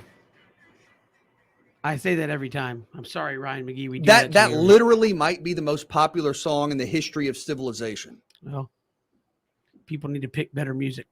That's all I can say. Cam, next time we get a read you on to go listen, go to the soul sounds of Kevin Thomas. He got a whole album. That's true. That's what you want to hear. No, we don't want to hear That's that what he's either. mad but about. No, people be asking me something like, "Man, when's Kevin album coming out?" I said, "Listen, man, he in the studio. Not one person has said trying to that. put together a Christmas album." Not one person has said that. I will stand by Kevin, the if fact somebody asked you for a Christmas album, would you indeed put out a Christmas album for the fans? of what, like songs I like. No. Songs that you own already. You've been, Those aren't Christmas the songs. Kevin song. Actually, Jim's on them, Yeah, but yeah, they're in Kevin. honor of Kevin. Yeah, Kevin, yes. technically, I am not in a single one of them. Cam, if you know any Just my Christmas name carolers, gets- we will gets- give you Kevin's address. There's Actually, if there are any Christmas carolers, Kevin would love for them to come there by are his two house. listen, there are three Well, I things. told you there you are can three stand at things- the end of the driveway and do what you want to do. Only three things Kevin love. Okay, boneless chicken wings, right? Double fudge ice cream and Christmas carols. That's all. Anything else, Kevin don't want to deal with it. Triple. None of that is true. Didn't we see some Christmas carols over the week? Christmas carolers. over And the week? somebody, I find out how somebody feels about carols. I said, let's get out and do it. Yeah, BJ like, those carolers? Try it. Move. I'm ready. I really was no, not, he not don't. about No, that. no. No, Ben wasn't getting into the Christmas And spirit. double and triple chocolate does not exist. And It's listen, fine. and just because you don't want to put a real Christmas tree or a Christmas tree in your house or go watch lights doesn't mean you're not in the Christmas spirit. Some of us, they just love Christmas. Some of us like fake Christmas trees that come out of boxes, and the other one wants one that can, I don't know, burn your house up. I think a fake Christmas tree could also theoretically result in some sort of fire damage. I mean, I don't want any of that to happen. I think it's unlikely. But It's possible. I don't know what they make the trees out of, but I've never had one catch on fire in all of my. Look, safety is first and foremost. It's paramount. But just saying, I don't think that's like the only thing in the history of fires that can start a fire. Yeah. In all my years on this earth, I have never seen a tree catch on fire at a house that I've been at or been in my own house. Have you? Nope. It's a random No. survey. No. Ben? Well, Ben's the one who talks about Cam, this. I all know, the time. that's what I'm saying. It's online. Cam, okay, so again, of our huge sample Now, size, I have of seen a 4, fried turkey blow up. No, that's dangerous. No, that's dangerous. If you You fry got a lower turkey, than that slow. you got to know what you're doing. yeah, if you put it in there frozen, it becomes a cannonball out of that grease. So it's or that oil, not grease. I'm sorry, don't quote me on that. But no, speaking of quoting though, well, that's a transition. Well, BJ, I know you feel very strongly about this with Mike Leach and what he had to say about bowl games and players opting out, saying is, quote, one of the biggest absurdities he's seen. He said, "You've got an obligation to the place to help build and develop you and finish it out in the bowl game. That's part of it. You owe it to your team. You owe it to your fans. You owe it to your coaches. It's the most bizarre thing in the world to me." He goes on. He says, quote, somebody says, "Well, I can't play one more game." They think they're going to have a storied 10-year NFL career, and then they can't play one more college game. Well, that's ridiculous. I mean, guys will go to the NFL. They'll make the Pro Bowl. Then they'll play in Pro Bowl. It's one of the biggest absurdities I've seen as selfish. Actually, that's in quote. Actually, Mike Leach, guys don't play in the Pro Bowl and actively think of ways to get out of playing in the Pro Bowl. When he says that, I understand. And BJ, you say you don't understand even where he's coming from. I understand where he's coming from. It kind of goes back to how folks say, look, my kid doesn't want to play anymore. Well, you're going to finish it out. Or, hey, I'm going to go do this. No. But I mean, Is that's your just, kid on the verge of potentially? but that's the framework that you're coming from of, hey, we started this thing. Let's finish it out. And we'll all welcome you going to the next level. And I'm just saying that's the framework of it. I understand that, hey, there's potentially millions of dollars in the balance. That's all I'm saying. I understand Mike Leach's framework as a coach, not as about, hey, can coaches leave? It's just, hey, we all started. Let's finish the season and move on. All right. Well, I have two thoughts on it. First and foremost, I think it's silly to ignore the obvious, and that is that if you're being considered as a high draft pick, the risk of playing in a bowl game is there, and the risk could be considerable to the point that you mentioned of $1 million more. I mean, if you're going to be a first-round pick and you go out in a bowl game and you tear your ACL, you have lost potentially millions of dollars. and have maybe gotten off to a bad start in your career that might be impossible to overcome. Now, those instances might be rare, but if you're coming up to me and you're saying, hey, if you can just stay healthy for the next 4 months, you're going to get life-changing money, or you're going to have the opportunity to make life-changing money. You're not quitting on your team because after 30 games, you don't play in game 31, or if you stay through 4 years, 45 games because you don't play in game 46. You're making a business decision, which every single person affiliated with the program makes. And this is what I don't understand about the player's leaving early, let's criticize them, or not playing in the bowl game. Every other person on the program or a part of the program, whether it's coaches, whether it's staffers, whether it's health and nutrition people, whether it's whatever people do, sports information, media, if they get a chance to move on to the next level, it's celebrated. Oh man, you got a raise, you're moving on to a better spot. You got a chance to coach, place X, place Y. It's a good thing. But if a player wants to move on to something that's bigger, that's grander, potentially, and that has life-changing money, they don't love the team. What about the coaches who leave before the bowl game? How many coaches are we seeing right now leave before the bowl game? What about? I'm not saying that Mike Leach is wrong or right. I'm just saying that's the mindset of, hey, let's finish it out. But why are the players the only one on the whole in the whole program who are viewed that way? If an assistant strength and conditioning coach on December 5th gets offered a job where he can make more, you go and you congratulate that person. Great job. You've improved your situation. You've worked from here and now you're moving up to here. You're climbing the ladder. That's worth celebrating. But if a player does it, he turns his back on his team. Coaches leave every year, and that's part of it. And that's not inherently evil. But to place that on the players and have them be the only people who were a part of the program held to that standard is wrong. It is wrong, and it's ridiculous. Kevin, who was the guy, Kevin, that said when the Braves won the World Series is because everybody else, they just weren't that good, or they didn't have their 18. Remember what you said about him? That's a moronic statement. I mean, you're just saying some ridiculous stuff. Mike Leach should be happy to have a job.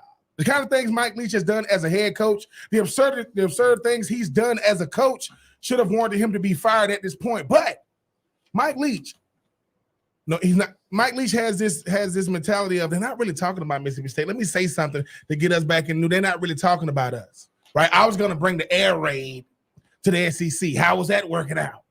All I'm saying is it is absurd. It's absurd that a coach who is only you are half who you are because you are a good coach, and the other half is because of the players that are playing under you. People know who Mike Leach is because of these players that went out there and did that air raid. What? At Texas Tech, Washington State, Mississippi State. So one game is absurd. That is just absurd. That is just absurd that this young man, whose entire goal was to put himself in a position to get drafted, I have done that. If I haven't done it and one game is going to do it, well, like I ain't done it by now, it's not going to happen. Out of all the games, I missed one. Think about that. I just missed one. Being here for 3 years, 4 years, played through injuries. Nope, not enough. No. Listen. Listen. If I've been here long enough, I've been here to where I couldn't sell my jersey. Now I can sell my jersey. I could be ineligible for selling. Now I can do it. To watch players go from not being able to make money to make money. Mike Leach makes $5 million a year to live in Starkville. You don't tell me he's not benefiting from this guy who's not going to play in one game. You're making $5 million. The Italian restaurant in Stark Vegas is called the Italian restaurant. That's what it is called, so you can't miss it. What you making here? I don't know. Italian food. Come on and get you some. No, I think sometimes when it comes to these coaches, they are so ridiculous, man, with the things they say. I mean, oh my God. I mean, we ain't even gonna get into them. You know, one of my favorite coaches at UNC, who will go unnamed at this point, what he thought was wrong with. Ain't there's always something wrong when it comes to the players. The things they do is absurd. But this is what I'm saying, Ben, because you've been through it. If any one of us were on the verge of potentially life-changing money and a life-changing opportunity, it's not just the money. How many guys play in the NFL? A couple thousand, maybe, in the world? You're talking about just say 47 guys dress on game day, and 30 some of those guys play. You're talking about an elite fraternity that comes with some pretty special things, and that's been a goal for some of these guys for years, maybe what they've worked for their entire life to a certain point. And you're going to tell someone who's not getting paid anything when you're making a good amount of money that you're turning the back, whatever, you're not finishing the drill, whatever the phrase is, because you miss one game. All of us, if we were on the verge of something life-changing, we would do whatever we could to make sure we were in the best shape, we're as healthy, safe, whatever, in as good of a position as possible. And it's not just to not get injured. I know you've talked a lot about the pre-draft process. There's a big difference potentially in being able to get ready for the pre-draft process on December 1st compared to January 12th. There's a big difference in terms of hiring an agent, working out for combine and draft specific drills, familiarizing yourself with the process, preparing mentally for what's going to be a grueling couple of months. I don't get it. You are right, Kevin. I do not get it. I don't get it. And the fact that the players are the only people on campus who are held to that standard. If anybody else with the football program gets an opportunity to change their lives for the better, to get a raise, to move to a brighter spotlight, you congratulate and celebrate Coach them. Petrino, every time we had this conversation, Coach Petrino, right? I think the biggest absurdity it pointed out is we don't need 40 bowl games. No. That's real. I mean, that's real. No, because seriously, wait. nobody cares about these things except for people collecting money. Check this out. If Mississippi State is playing the game and they up by 30, it's like the middle of the third quarter, they're gonna take all the starters out. Why are you taking them out? The game is done. If you were down by 30 and you want your starters to get hurt, you're gonna take them out because the game was over with. Yet, if I go into a game and one guy doesn't play and I can tell that one guy didn't play, I don't have that good of a team anyway. One guy, because it's not like it's 2 or 3 guys on one team. You know what you tell that guy? Thank you, congratulations. How can I help you prepare for the next level? level? On the same team. Listen, Kevin is the number 1 middle linebacker in the country. Been beasting people, right? We all on the same team on the defense. If Kevin plays in the bowl game, you know what we're saying? What are you doing? As teammates, we're saying, "What, man? I love y'all. Love you too." But you have done it already. Like everybody's there. Most guys are there for the same reasons. I get it. But you're telling me the little bit of I have a very small inkling of leverage in college, and I'm just using it. And my coach is saying, "Man, you supposed to show listen, man, loyalty. No, get a dog. Nobody want to hear that nonsense, man. It's like I am here to try to put myself in the best possible position. But wasn't nobody saying about Mississippi State? And with all these quarterbacks transferring, maybe he's trying to say, hey man, come in. I don't know why Coach Leach is saying what he's saying, but it is one game. It is one game, and and hopefully it's going to be your last game. So I just think that when these people are saying these type of things, it is beyond ridiculous because players are finally doing what they always set out to do, and that's hopefully get drafted. And for those who say you got to be a first-round pick, no. Top 64 players. First and second round, if you're going to be a first round or second round, if you don't play in it, it is fine. Do you remember Leonard Fournette not playing the bowl game? Me neither. You remember Christian McCaffrey not playing the bowl game? Me neither. You're not going to miss it. It's going to be Mississippi State versus Team X. It's not going to be, hey, man, in the Liberty Bowl. In the Liberty Bowl. Come on, man. Stop with the nonsense. Let's cut it down to about 10 bowl games. That's really what we need to do if we want to be real now. We got more to come. It's 3 and Out on the Southern Pigskin Radio Network.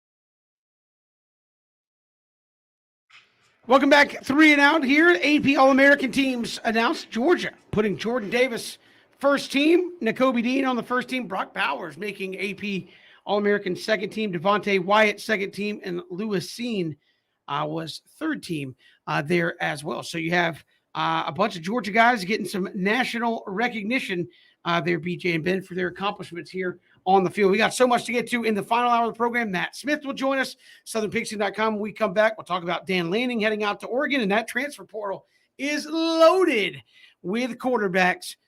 Are they all going to find somewhere nice to land? Well, we'll get to that, talk about that in the final hour of the show. It's 3 and Out on the Southern Pigskin Radio Network, streaming live, ESPNcoastal.com. You can also find us on Facebook, Twitter, and YouTube.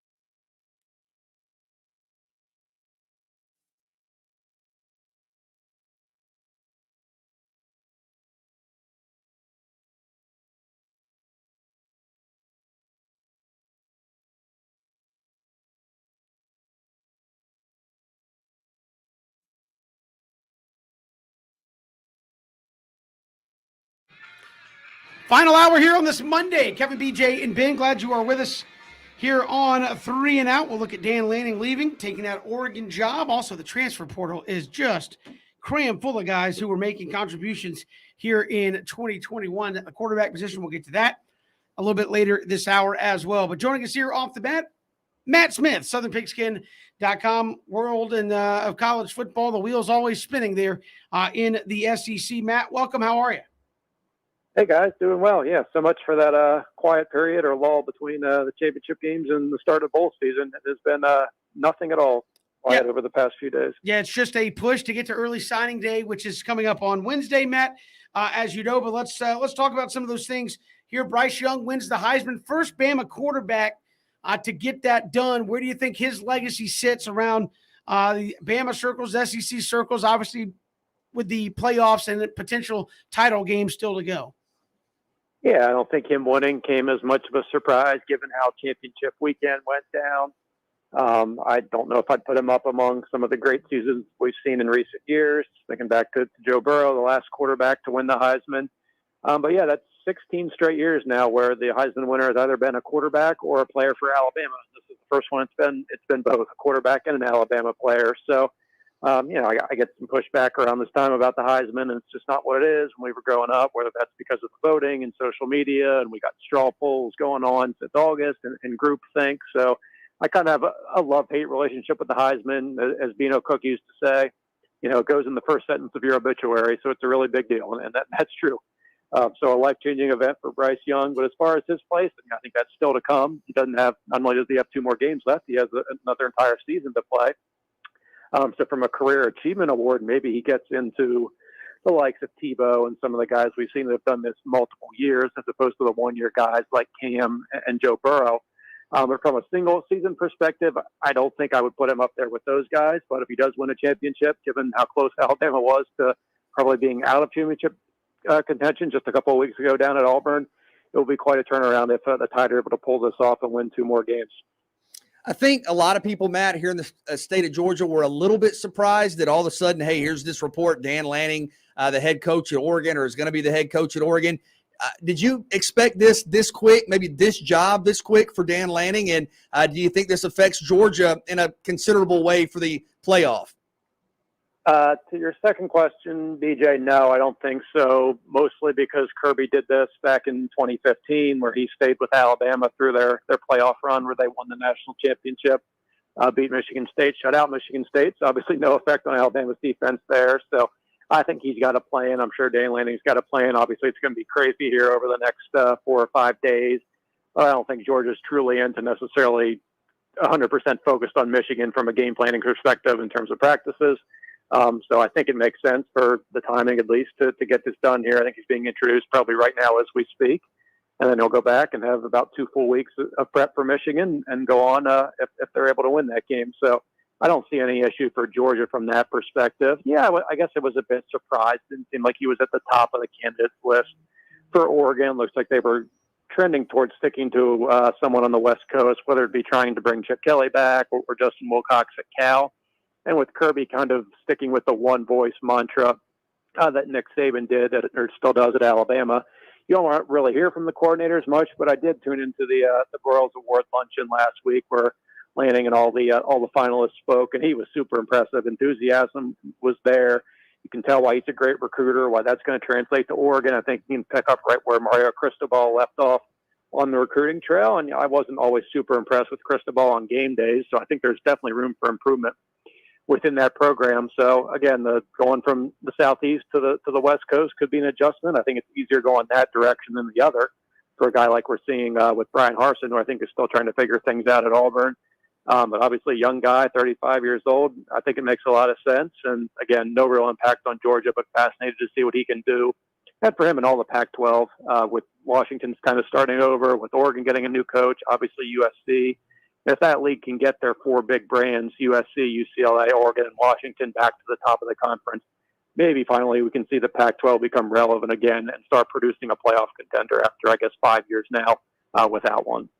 And man, but isn't this the move that Oregon had to make, though? I mean, when you think about what Mario Cristobal going down back to his alma mater, Miami, they had to get a big name guy that was a big name coordinator. I mean, Dan Lanning was just he obviously he benefited from how this coaching carousel has been, but they needed the guys you mentioned, big time name that could keep them where they want, and well as bringing some recruits. It had to be Dan Lanning, right?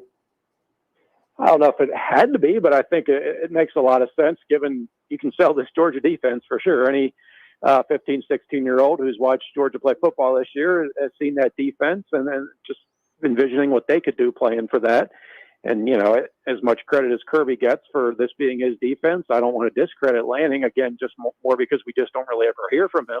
But the limited times I've been able to listen to him talk, again, I'm super impressed. It doesn't mean he's great in the meeting rooms or anything like that. I'm obviously not there for that. But from what I've seen, I think it makes a ton of sense. And again, I think Oregon's getting a good one. And I don't think any of the culture shock type stuff, I think that's more applicable going from the West Coast into SEC country than it is from going SEC country out west. Oregon obviously recruits at a high level, not really nationally, but certainly very much in California. They've taken a ton of kids away from USC, and I expect that to continue. And again, if some of the game day stuff, I think, improves from what we saw under Cristobal, yeah, it wouldn't surprise me if Oregon gets back to the level they were 10 years ago or so, running the Pac-12 and even competing for national championships. Matt Smith, SouthernPigskin.com, joining us. Matt, obviously we've seen the proliferation of early signing period, which has kind of bumped the calendar up for firing coaches, getting new coaches, and now the transfer portal, just absolutely chock full of guys. Bo Nix, Tank Bigsby, Zach Calzada, both quarterbacks at LSU. We've seen a number of guys from the SEC jump in. How does that affect what could happen in 2 days, which is early signing period across not just the SEC, but the country, when you start saying, well, do I want a high school kid or do I want to go get a guy that's played for 2-3 years? Yeah, I think that's fair, especially at a place like Auburn, where if you're a big name quarterback coming in and, you know, Bo Nix is still there, about to enter his fourth year as a 3-year starter, you're thinking, all right, well, you know, there's no way I'm going to be able to get on the field next season. And, you know, for most of college football and, you know, when we were growing up in the 90s and the 2000s, the number of true freshman quarterbacks that played were so rare, but now it's almost the expectation for a big name quarterback to come in and play right away. And you see more opportunities at places like Auburn, potentially Texas A&M, certainly LSU with their quarterback numbers right now. So I think we could see an impact. You know, the individual names, that's above my pay grade to be able to speak to that, but I think it does. It could change an individual person if they do have that desire to play right away. Say, I have no desire to sit for even 1 year, which is the world we live in modern college football. I think that could have an impact on signing day and why that's happening right now. You know, I think we were thinking January, kind of after the Bulls, when all this quarterback transition would happen. Still some time to play your bowl games and still get enrolled for the spring semester kind of after the holidays there. But to see this sped up, I think we could see an impact later this week. That's a very astute point there, Kevin. I'm impressed. Oh, well, thank you. I've done something. I'm glad I managed to pull that off. All right, well, we cannot end the show on the that note. The head is swelling up as we speak. I did not have another question, but now I do, because we can't end the show on that note. But I mean, Matt, do you think this just mad dash to the portal is the new normal, or are we in maybe a point in time where it's trendy and perhaps if it doesn't work out well for guys, maybe we see the numbers decrease in the years to come? What's kind of your feel on where this is heading for the future? Yeah, that's also a good point too, BJ. You know, you guys are on fire today. But yeah, I think we're a couple years away from getting the data. You probably need maybe 5, 6, 8 years of this one-time transfer rule being in effect and seeing the names that leave and what percentage are able to flourish, which ones have limited success, which ones just flame out by transferring. I think at that point is where you could see some guys start to pump the brakes. But I think for probably the next 2 to 3 years or so, this probably is the new normal. You know, it's weird for me. I'm a bit of a curmudgeon, a get off my lawn guy when it comes to some of this college football stuff. I get it. It's the new reality. But yeah, I think it is the new normal. But again, craziness, going back to Kevin's point earlier, and guys want to play immediately, and there's going to be opportunity now. Who's the quarterback at Auburn on September 3rd? I have no idea right now. Who's it at LSU right now? I have no idea. I mean, it's just so rare. You could have a competition, but you usually would know who the guys competing for the job are. And we just have absolutely no idea at this point. So it's craziness. But yeah, as a big data guy, I will be fascinated to kind of look at and analyze and see those numbers. But I think only after a couple years of this, it's going to be hard to tell whether a lot of guys are making the right or the wrong decision. So fascinated to see how that plays out. But yeah, for the short term at least, I think this will be a mid-December tradition of guys hopping into the portal pretty quickly after season's end. I mean, man, what's more likely? I mean, the fact that you're probably going to have to try to find a way to have two quarterbacks out there on the field because both of those guys, you want to keep both of those guys around, or the backup quarterback at these schools, you should be looking for them playing for different schools the next year. Sure, yeah, I think it changes a lot of things. I think taking two quarterbacks in a class was kind of frowned upon for a while, and now some teams might you have to, especially in certain years. Just because of that depth. Even going into this season, LSU was in bad shape once Miles Brennan got hurt. It was Max Johnson, Garrett Nussmeier, and I think a walk-on is number 3, and that's a position you don't want to be in. But again, that's life right now with quarterbacks wanting to play right away with the one-time immediate eligibility transfer rule. That's just life right now. So it's crazy. It's the new normal. I don't think we truly ever had a great grasp on all the ramifications of some of this stuff, but it's all kind of blowing up right now. And we're seeing, wow, just how significant of an impact some of these changes, which I think had to happen just for the sport. I don't think it could go on without the immediate transfer rule, given what we see elsewhere in the movement of coaches. So I get why that happened, but again, the ramifications are certainly significant, and we are seeing it play out in very large numbers, especially over the past couple of weeks. Now, Matt, man, I see you being very complimentary to Kevin. Is it the holiday season, or is the fact that, old Matt Smith about to get to add dad to his name here soon, man? Yeah, coming up in a few months. I think we'll find out later this week the gender, so we're looking forward to that. So, I don't know what the 2022 college football season will be like, if I'll be able to be as ridiculously invested in it as I normally am. Probably having a little one around, but very exciting, and I'll certainly get it to work writing some recaps and running some numbers for me as soon as possible. Yeah, I was going to say the kids' first sentence will be, did you know back in the 1999 Dukes Mayo Bowl, or the Belts Bowl at that point? This is what it's going to be. No, but Matt, again, congratulations, happy holidays, and Merry Christmas to you and your family. We appreciate you coming on all year long, and I appreciate you saying I made a great point, because BJ doesn't think I've made a salient point in several years now, so I appreciate you saying that. Oh, even a blind squirrel finds a nut sometimes. And that being said, see you later, Matt Smith. See you guys. We appreciate it. Matt Smith joining us here on 3 and Out, and again, I think that's the interesting part here is the transfer portal. To me, and we'll talk more about it, but you see guys, and it changes your program a little bit, where you're seeing Zach Calzada transfer. Zach Calzada, it wasn't like I'm mad I wasn't playing. He played and played virtually the entirety of the season. Now, granted, Haynes King got hurt, but still, he played the entirety of the season. I mean, there was a time and point where you'd say, wait a minute, I know you don't lose your job to injury, but I think I did pretty good for us. Well, and now it's like, well, this guy's going to get his job back. I'm out. And but you see what Matt said on Twitter, though? The last 2 quarterbacks to beat Alabama, Bo Nix and Zach Calzada, are in the portal. Yep. Well, again, both LSU quarterbacks played this year, transferred out. Zach Calzada was a starter for most of the year, out. Bo Nix has started a lot of games for Auburn and out. So I'm interested to see, like, guys that are playing are transferring, and that used to be hardly ever the case. No, once again, I'm gonna give some of these player-isms here real quick. It's easy to cheer when I play. It is hard to cheer when I do not. If I've been cheering and all of a sudden I play, and all of a sudden, listen, we've seen Any Given Sunday, because old boy's coming back, trying to talk to Willie Beeman. No. Don't give me that. I want to play. Now, I get this whole sportsmanship, teammate stuff. I get that part. But, BJ, I don't want to go from playing to all of a sudden I'm playing because the guy got hurt. Now that the guy's coming back, it's first team. No, because I don't back up. But I think the fear is how many guys get caught in the portal and maybe end up in a place where they didn't anticipate or don't get the opportunities that they hope for. The transfer portal should be called, the transfer perception portal, because that's what it is. You do not know once you leave where you are and you go to the unknown, because if I'm the only quarterback, so I'm a big fish in a small pond, I'm the only guy. If I'm a quarterback, now it's, hey, coach, man, this is something. No, hey, is this Slovis? No, coach, this is Cal. No, hold on, we'll call you back. I'm telling y'all, BJ, DeAndre Francois was ACC freshman of the year. Got hurt, went to the transfer portal, never to be seen from or heard from again.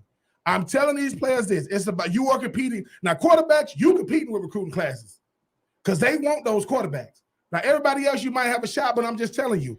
I mean, the Johnson kid that down there with y'all, BJ, that won ACC Defensive Player of the Year, that is the exception to the rule. That is not. So, but even he has been at 3 places to get to that point. And Kevin, you know, just like I know, at a certain point, look, I'm gonna say this, and I can say this being a former player. If you soft, you soft. I'm gonna say that right now. I am rooting for you, but if you have been in the transfer portal longer than you have been in college, like some of y'all, it ain't working going somewhere else. It ain't working going somewhere else. Pick, it didn't work out. You're going somewhere. Hopefully it does, because you're gonna have to compete wherever you go. Especially you want to go with these P5 schools. It's not like they're gonna start getting guys that can't play that got 2 and 3 stars next to their name. I'm rooting for these players, but if at the end of the day you just running from competition, I mean the transfer portal can't even help you with that. You got more to come here, and we'll talk more about that. So again, big names in the transfer portal. But when we come back, Dan Lanning is headed to Oregon. How does that impact Georgia getting ready for their first round playoff game? We'll get to that next year on 3 and Out.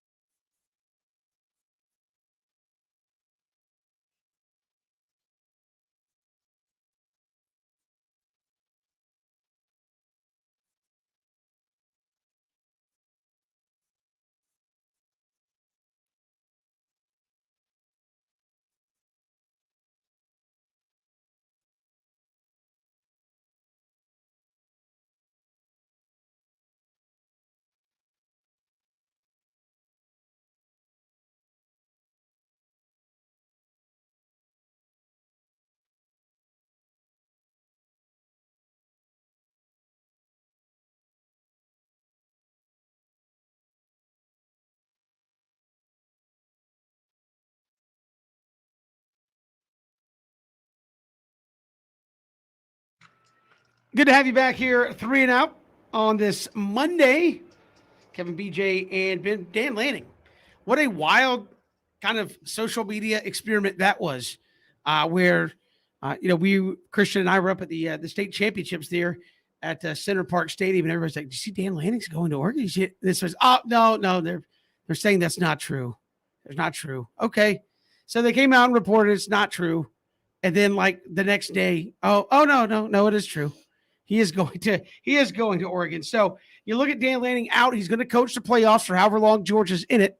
They're a defensive coordinator, but how do you balance that out, BJ? I know we've seen coaches take jobs, and look, you want to stick it out and finish it out for the team you're with, which I'm sure Dan Lanning does. But at the same time, you're like, man, I got to beat Utah. I got to beat Southern Cal. I got to beat UCLA here. I got to be getting that program established out in Oregon. How do you balance that between full preparation for maybe the two most important games that Georgia's going to play in, potentially the most important game if they win it, versus getting your own program rolling there at Oregon? Yeah, I don't think there's much to be concerned about. I think in the modern era of college football, you've seen this a number of times. Even heck, you had a head coach whose team could have been in the playoff who just said, "Oh, I'm done," in Coach Kelly. So I think this is something you're going to see. I mean, beyond just the early signing period, and I think Oregon probably without a full staff. I was going to say he's the only guy, right? Yeah, you're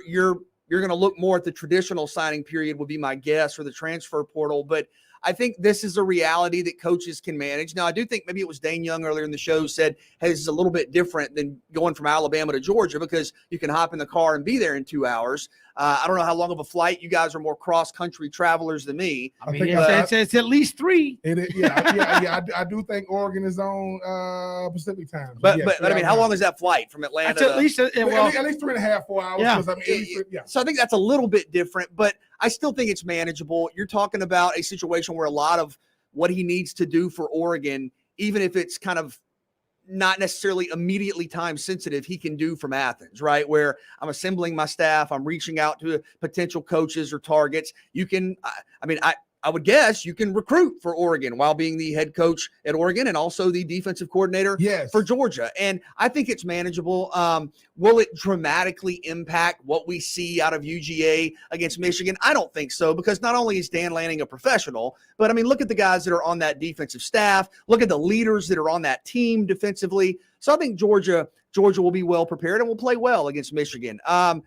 If you had kind of your ideal way to draw it up, I don't know that you would put this in the script, but I think it's something you can manage, and I think Georgia will handle it. It's definitely going to impact the game because Kevin, BJ, just like I know, everything now is clickbait. What's really going to make, because as soon as it came out, BJ, we was on the show and we reported it came out and said it was inaccurate. I said, no. Number one, I don't think the AJC would put their credibility at stake for putting out. They put out hundreds of stories a day or whatever. They're not going to let Dan Lanning being the head coach of Oregon be the reason why, they get sued or whatever because it was not true. I get it when it goes back to what USC did with Lincoln Riley. No one knew until he was there. It's hard to keep this stuff under wraps. But Georgia better be lucky their brand is bigger than the guy who's pushing their brand. If Dan Lanning was a big enough name, it would affect them. But Georgia's such a big brand, it's not going to affect them like that from recruiting as well as like the game. I don't want to hear about, that's why they didn't win in the ACC championship game. They didn't win because of Alabama and Bryce Young. That had nothing to do because Dan Lanning was right there on the sideline. I think that when you think about the impact of Dan Lanning, is what you said, Kevin. This is all about the early sign of their effect. I want to have my coach, even if I ain't got the players. Because if I'm the player, I'm thinking, well, who am I going to be coaching under? Crystal Ball is down there in Miami. Who am I going to be? And when you hit Dan Lanning, then you hit Dan Lanning, defensive coordinator, Georgia. Oh, okay, because people don't factor this in. You get a coach, you want a coach that's coming from a big brand if he's going to be over a big brand. Like Georgia, it doesn't get much bigger than that brand. Oregon, I think he can handle it. Now, I'm pretty sure, don't do the Brian Kelly. If you got a country accent, just talk the way you talk. Because to me, I don't think that part has to be done. Dan Lanning is a guy coming in with a really, really good resume on a defense that's really, really hard to compare anything to it. But Oregon had to make a splash. And BJ, when it came out, we were whoa, Dan Lanning going to Oregon, and everybody was like, that can't be true. And the next day it was true.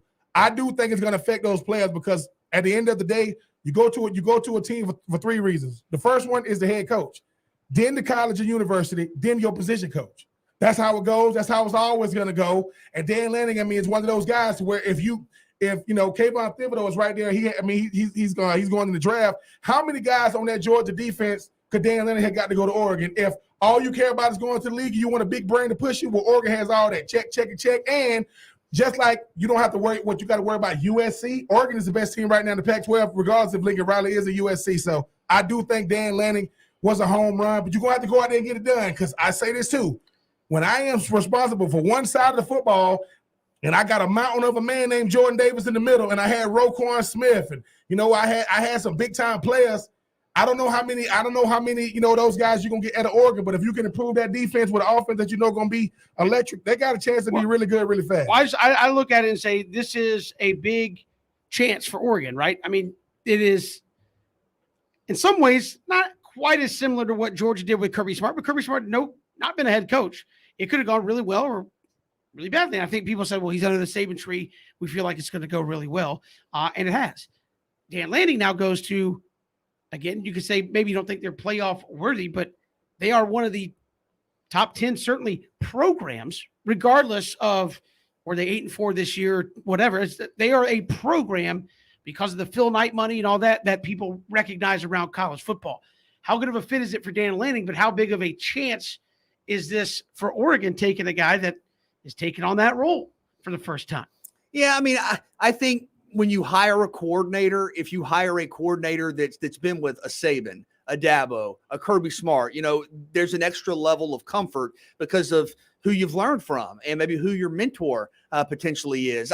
I think Oregon did their due diligence, and I think Dan Lanning's ready to be a head coach. 35 years old, so we've seen a couple. I think Marcus Freeman's around 35, yeah. Dan Lanning around 35. So you've seen some young coaches get opportunities, and I think these are guys that are ready, that have earned these opportunities. It is interesting, though, the angle of being Oregon's head coach while also being Georgia's defensive coordinator, and in some ways, and they're going to play next year. Yeah. They open the season. Was it Coach Loxley? Did he get hired as the Maryland head coach?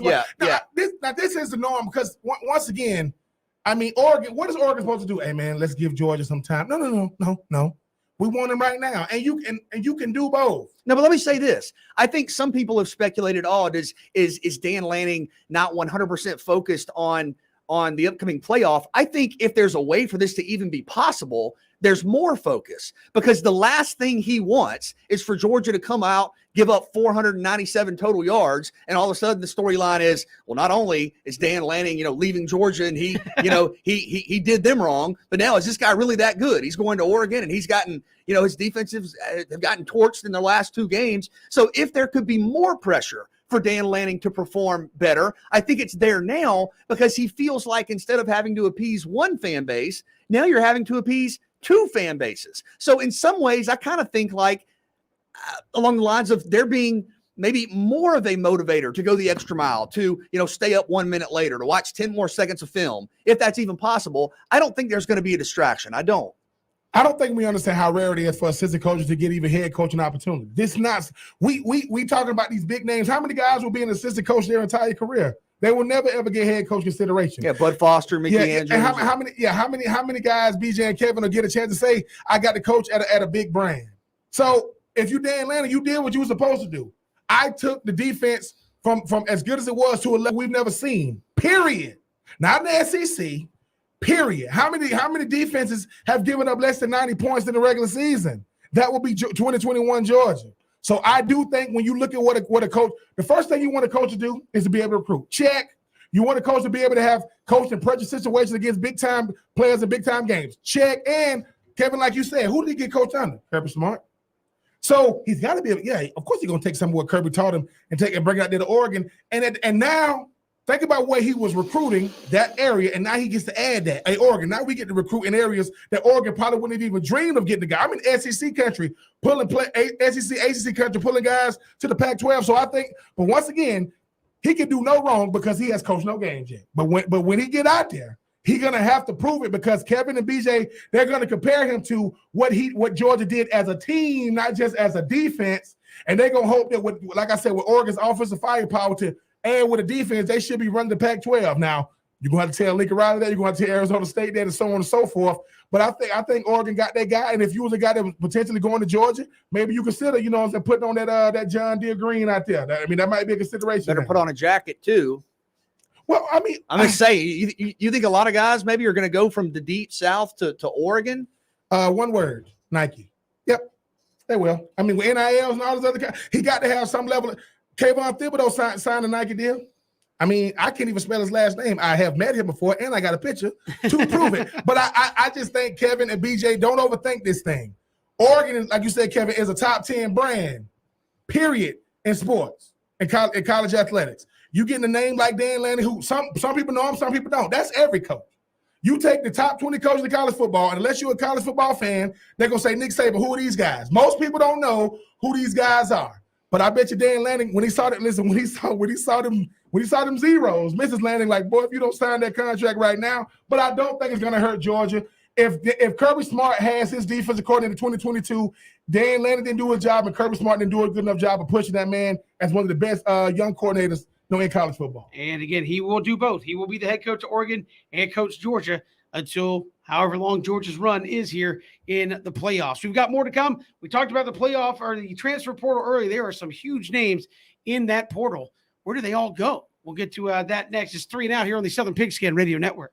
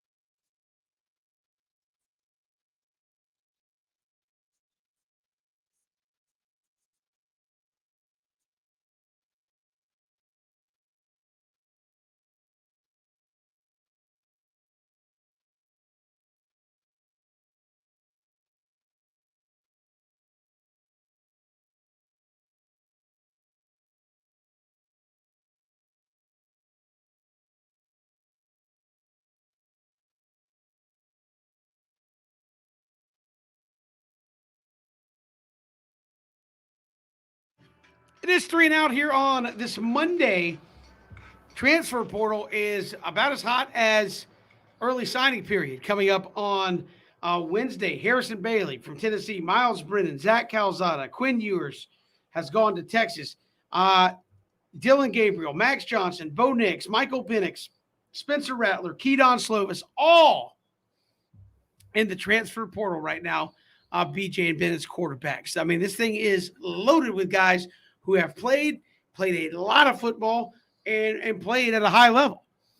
Are there enough slots for all these quarterbacks? Because, well, I mean, you're nodding your head, but Ben, you've made this Possibly point. just make somebody else transfer. Yeah, but I mean, you've made the point about if you're a edge rusher, you can go and be a part of a collection of edge rushers. If you're an offensive lineman, you can go and be a part of potentially a rotation, wide receiver. 1 of 5. Yeah. DBs, more than 4 guys are going to play. Play slot corner movement. Yeah, for the most part, guys at quarterback want to be the quarterback. And I don't see a ton of multi-quarterback systems in today's college football. I mean, Kevin just read off a list, and keep in mind the transfer portal can continue for the start of the 2022 season all the way through the end of spring. I mean, are there going to be enough spots for all of these guys who I assume want to walk in and be the number one guy, or at least have the edge to compete to be the number one guy? Are all of these guys going to end up being the number one guy is what I'm getting at? No. They're not going to be the number one guy. But, BJ, I don't think this comes down to am I going to be the number one guy? Do I think I'm better than the number one guy you currently have? Because I think these guys want to go to a situation where, right, that they want to compete for a starting spot. That's how recruiting, like when people start talking about recruiting, that's how recruiting is. I am looking at who you currently have. Now, people talk about Archie Manning, right? He's gonna go to Alabama in 2023. Well, I'm sorry, it's 2021. Bryce Young will be a red shirt junior, and he's gonna be getting ready to go pro. I was about to say Bryce Young will be in the NFL. That's what I'm saying. So I think what happens in this situation is, BJ, yes, there are slots because Alabama slot field, right? LSU open slot, Kentucky open slot, South Carolina open slot, Tennessee slot field. But you still want have a solid number 2, because Hendon Hooker didn't start off the year as the starter. Ohio State thought they had a guy behind C.J. Stroud. No, he's at Texas now. He's going to Texas. There are a lot of open slots when it comes to the quarterback position. And think about it this way: I am not doing my due diligence if I'm on campus and I can get a guy that's already been to college and understand what college is. Quarterback's room gonna have about 5 or 6 guys. 4 of those guys in there know I'm gonna know all the plays. I'm gonna be on the sideline, and I'm not gonna play. That is the reality of college football. But all these guys have started. Both started quarterbacks at LSU gone. Both of them. Now, BJ, some of these guys, reality is about to set in, because you got to ask yourself, in order to get a shot in college football, you have to be a priority, not an option. You have to be now the quarterback position. You got to be a priority, because if I bring you on, I got to be able to live with these guys that's already in this locker room saying, "Coach, you don't think we good enough?" Hell no! If I brought him in, I want to be able to win. So it just happens. So I do think, BJ, there aren't a lot of open slots. USC. That's what I'm getting at. But the thing is, too, know this though, you won't get but one more shot at quarterback, because they're gonna say, "Hey man, wait a minute, you told me that when you was at Team X, they was doing this and doing that. Well, we gave you this, and so don't think you're gonna get all these slots after this, especially the young man yours or whatever that's going to Texas, because I remember he missed his entire senior year because of the NIL to not play football, and then didn't he also get $1 million? I'm not listen, BJ, get your money, but he better be the show enough when he get to Texas, because you know what they're already saying, right? We're back. They're already doing it. Which we know that ain't the truth. I mean, didn't Emmanuel Acho say that Texas gonna miss the bowl game since like 2018? They missed the bowl game like 3 years ago. So I do think, because of the quarterbacks, and obviously quarterbacks run football, not just college football, every last one of these guys got a shot. But understand, your options might not be what you thought they were. You might get a chance to play them, just might not be where you thought it was going to be. I just am curious, like Matt said, Matt Smith earlier in the hour said, it used to be not that long ago, and I'm all for guys doing what guys want to do, but not that long ago, you could be at the end of one season, look ahead to the next season and say, yeah, LSU's quarterback's either going to be this guy or maybe a competition between these two. This is going to happen at Florida. This is going to happen at Georgia. And you can do that for most programs. And I'm just curious as to how all this is going to play out. And I don't know why guys are transferring. It might not just be playing time. It might not just be because I want to be the guy. There could be other reasons. Well, I hope that's the reason. Well, yeah, but what I'm getting at is on paper, the first tweet I see that says quarterback X, and I admittedly do it more with quarterbacks, is transferring in my mind. I go, okay, where would he be a good fit? Or where is there a quarterback opening? Because you mentioned it. Alabama's got their quarterback for next year. Ohio State's got their quarterback for next year. Tennessee's got their quarterback for next year. So you start kind of running through the checklist in your mind of where could they go and at least in theory be the favorite to start. And now that you're getting, Kevin, you mentioned the names, to a point in the portal where there are 12, 14 plus quarterbacks who have been full year starters. When you start to kind of play that game in your mind, it's hard to come up with answers. And I'm not, just because I or somebody else thinks that doesn't mean that's the reality, but kind of playing that mental game, Kevin, of, okay, this guy's going to go here, this guy's going to go here. You start to wonder, where is everybody going to go? Yeah. And again, I think it's, to me, the more interesting thing is, like you said, is the projecting ahead is how rosters get transformed because of the transfer portal. Like Alabama will lose guys, but again, Alabama's going to reload in that recruiting class. We've seen LSU lost almost their whole quarterback room. We were going down talking about it earlier today. Georgia Tech, as of right now, I think has lost every running back on their roster except one due to transfers or going to the NFL or getting out. So how do you keep up? How do you maintain? How do you change a roster when you are seeing your roster completely renovated by transfer? I'm just using those as two examples. I know it's happening everywhere else where teams are losing half their wide receivers or teams are losing, all their backup linebackers. It's like, how do you as a coach look at your administration and go, look, I know you're paying me to win games, but I may not even know who my defense is in the next couple of weeks. At least guys that can play, I may have to rebuild again because guys transfer out. So to me, that's the more interesting part of this whole thing is how rosters are ripped apart, i.e., are you basically Miami Marlinsing college football rosters, not because of money paid, but because guys want to go elsewhere and you simply can't sustain any kind of consistent program or team because the roster turnover is so great. You want to blame anybody? Blame your Heisman Trophy one that's not named Bryce Young. Anybody say nothing? No, I'm not. I'm not talking about you, Kevin. I'm just saying. I mean, Baker Mayfield, Kyler Murray, Trevor Lawrence. These are transfers. Trevor Lawrence was not a transfer. Joe Burrow. Joe Burrow. I'm sorry, Joe Burrow. I'm sorry, Clemson fans. But yeah, Joe Burrow. But the thing is, though, Kevin, I will say this. You know why we ain't really saying nothing? Because our teams could use quarterbacks, and you ask me which one I want, whichever one they can get. Whichever, because this is who Florida used to get. We didn't get Joe Burrows. We got Appleby, Del Rio. I'm just saying, BJ, that was the time. What? BJ, at the end of the day, the only Del Rio I want to talk about is Jack Del Rio, who was one of the best coaches you had at your Jacksonville Jaguars. But listen, before you talk trash about these players, he might be wearing your team's colors in 2022. Yeah, and again, a lot to play out with that transfer portal. We got more to come here on 3 and Out all across the Southern Pigskin Radio Network.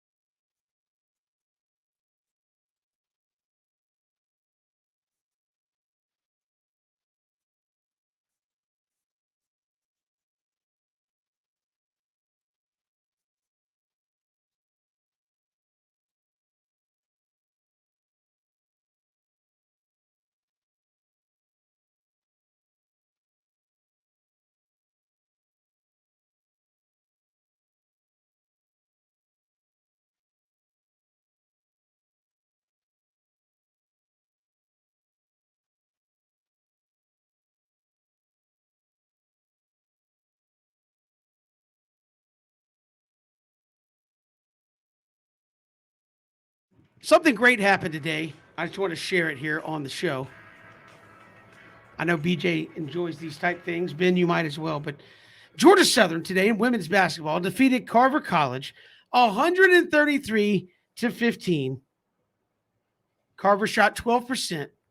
And I love that. I love those things. 12%, 1 of 6 from the free throw line. 3 of their starters scored, and 1 of their starters had 11 turnovers.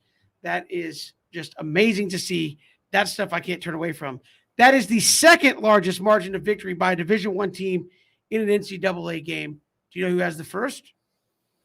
Who holds the record? Was it Western Carolina over like Toccoa Falls or something? It's women's basketball. Okay. UConn over somebody? UConn That's over. a good thought. Good thought. No. Tennessee? The record for the largest margin of victory by a Division I women's team in NCAA history happened in 2018. And that record is held by Baylor, South Carolina. the Savannah State Tigers. What? They beat Wesleyan out of Georgia 155-26. So number 1 is Savannah State. Number 2 is Georgia Southern? That is correct. Talk about it. But act like you know. Don't walk out here. You get a butt whipping. Wasn't on that the score like basketball court. 99-8 at It was the end? 99-9 at the end of the third quarter. Kevin, if you are the team that I has love 9, games like Kevin, that. if you are the head coach of the team that has 9, you go, come on, ladies, let's pick it up. No, I just say keep jacking it up. It can't get any worse. Like BJ knows this. And it's not because I'm just like, I love a good train wreck. And that is certainly what that At is. the end of that game, I love it. post-game press conference, like, man, what happened? Listen, we shoot till we hot, we shoot till we cold. Shooting wasn't really on, but I told them just keep shooting. They just wasn't hitting the bottom of the net. And at the end of the day, hey, there's a shot clock. They got to put it up. We're just going to go out. What is more disrespectful? They run the shot clock down and shoot it, or we just stand there for 30 seconds while you're so pathetic. We're just going to stand here for 30 seconds and end the game and give the ball back to you. What's more disrespectful? Honestly, you quit playing or you play the game and you just get beat 130. Kevin believes that, listen, we're gonna Herm go hard. Edwards. Herm Edwards. Dang right. Play to win the game. It And just we so are who happened- they thought they were. And if I was the Carver coach, I'd walk in there and go, well, kind of got away from us today. It's just one. It's just one loss. Yes. What's the tweet? They got us in the second half. And listen, they came out. Halftime adjustment. They got the Yeah. best of us today. You guys lost by 100, and I don't care what the score was. We got better. Look at the rebound. Yeah. We They go lost. up. My math is not great. I'm going to say 117. Listen, math is not. Listen, that is when I got this job, y'all told me we do not have to do math on this show, so I'm not finna start. No, today. that's our only rule. No adding or subtracting live on the radio. 118, excuse me. See? And that's why. And that right there is We why. lost by 117. What? Oh, guys, you got bad news. That's what you get. It was 118. I know we got 12 seconds left on the show. How about that? Uh-oh. Are we good with that, math? We got more to come tomorrow. Maybe we'll see if there's another blowout in sports we could bring to the table. If you missed any portion of the show, ESPNCoastal.com. Go to our YouTube page. You get a podcasted version of 3 and Out each and every day as well. We'll see you tomorrow, 3 and Out on the Southern Pigskin Radio Network. Shut your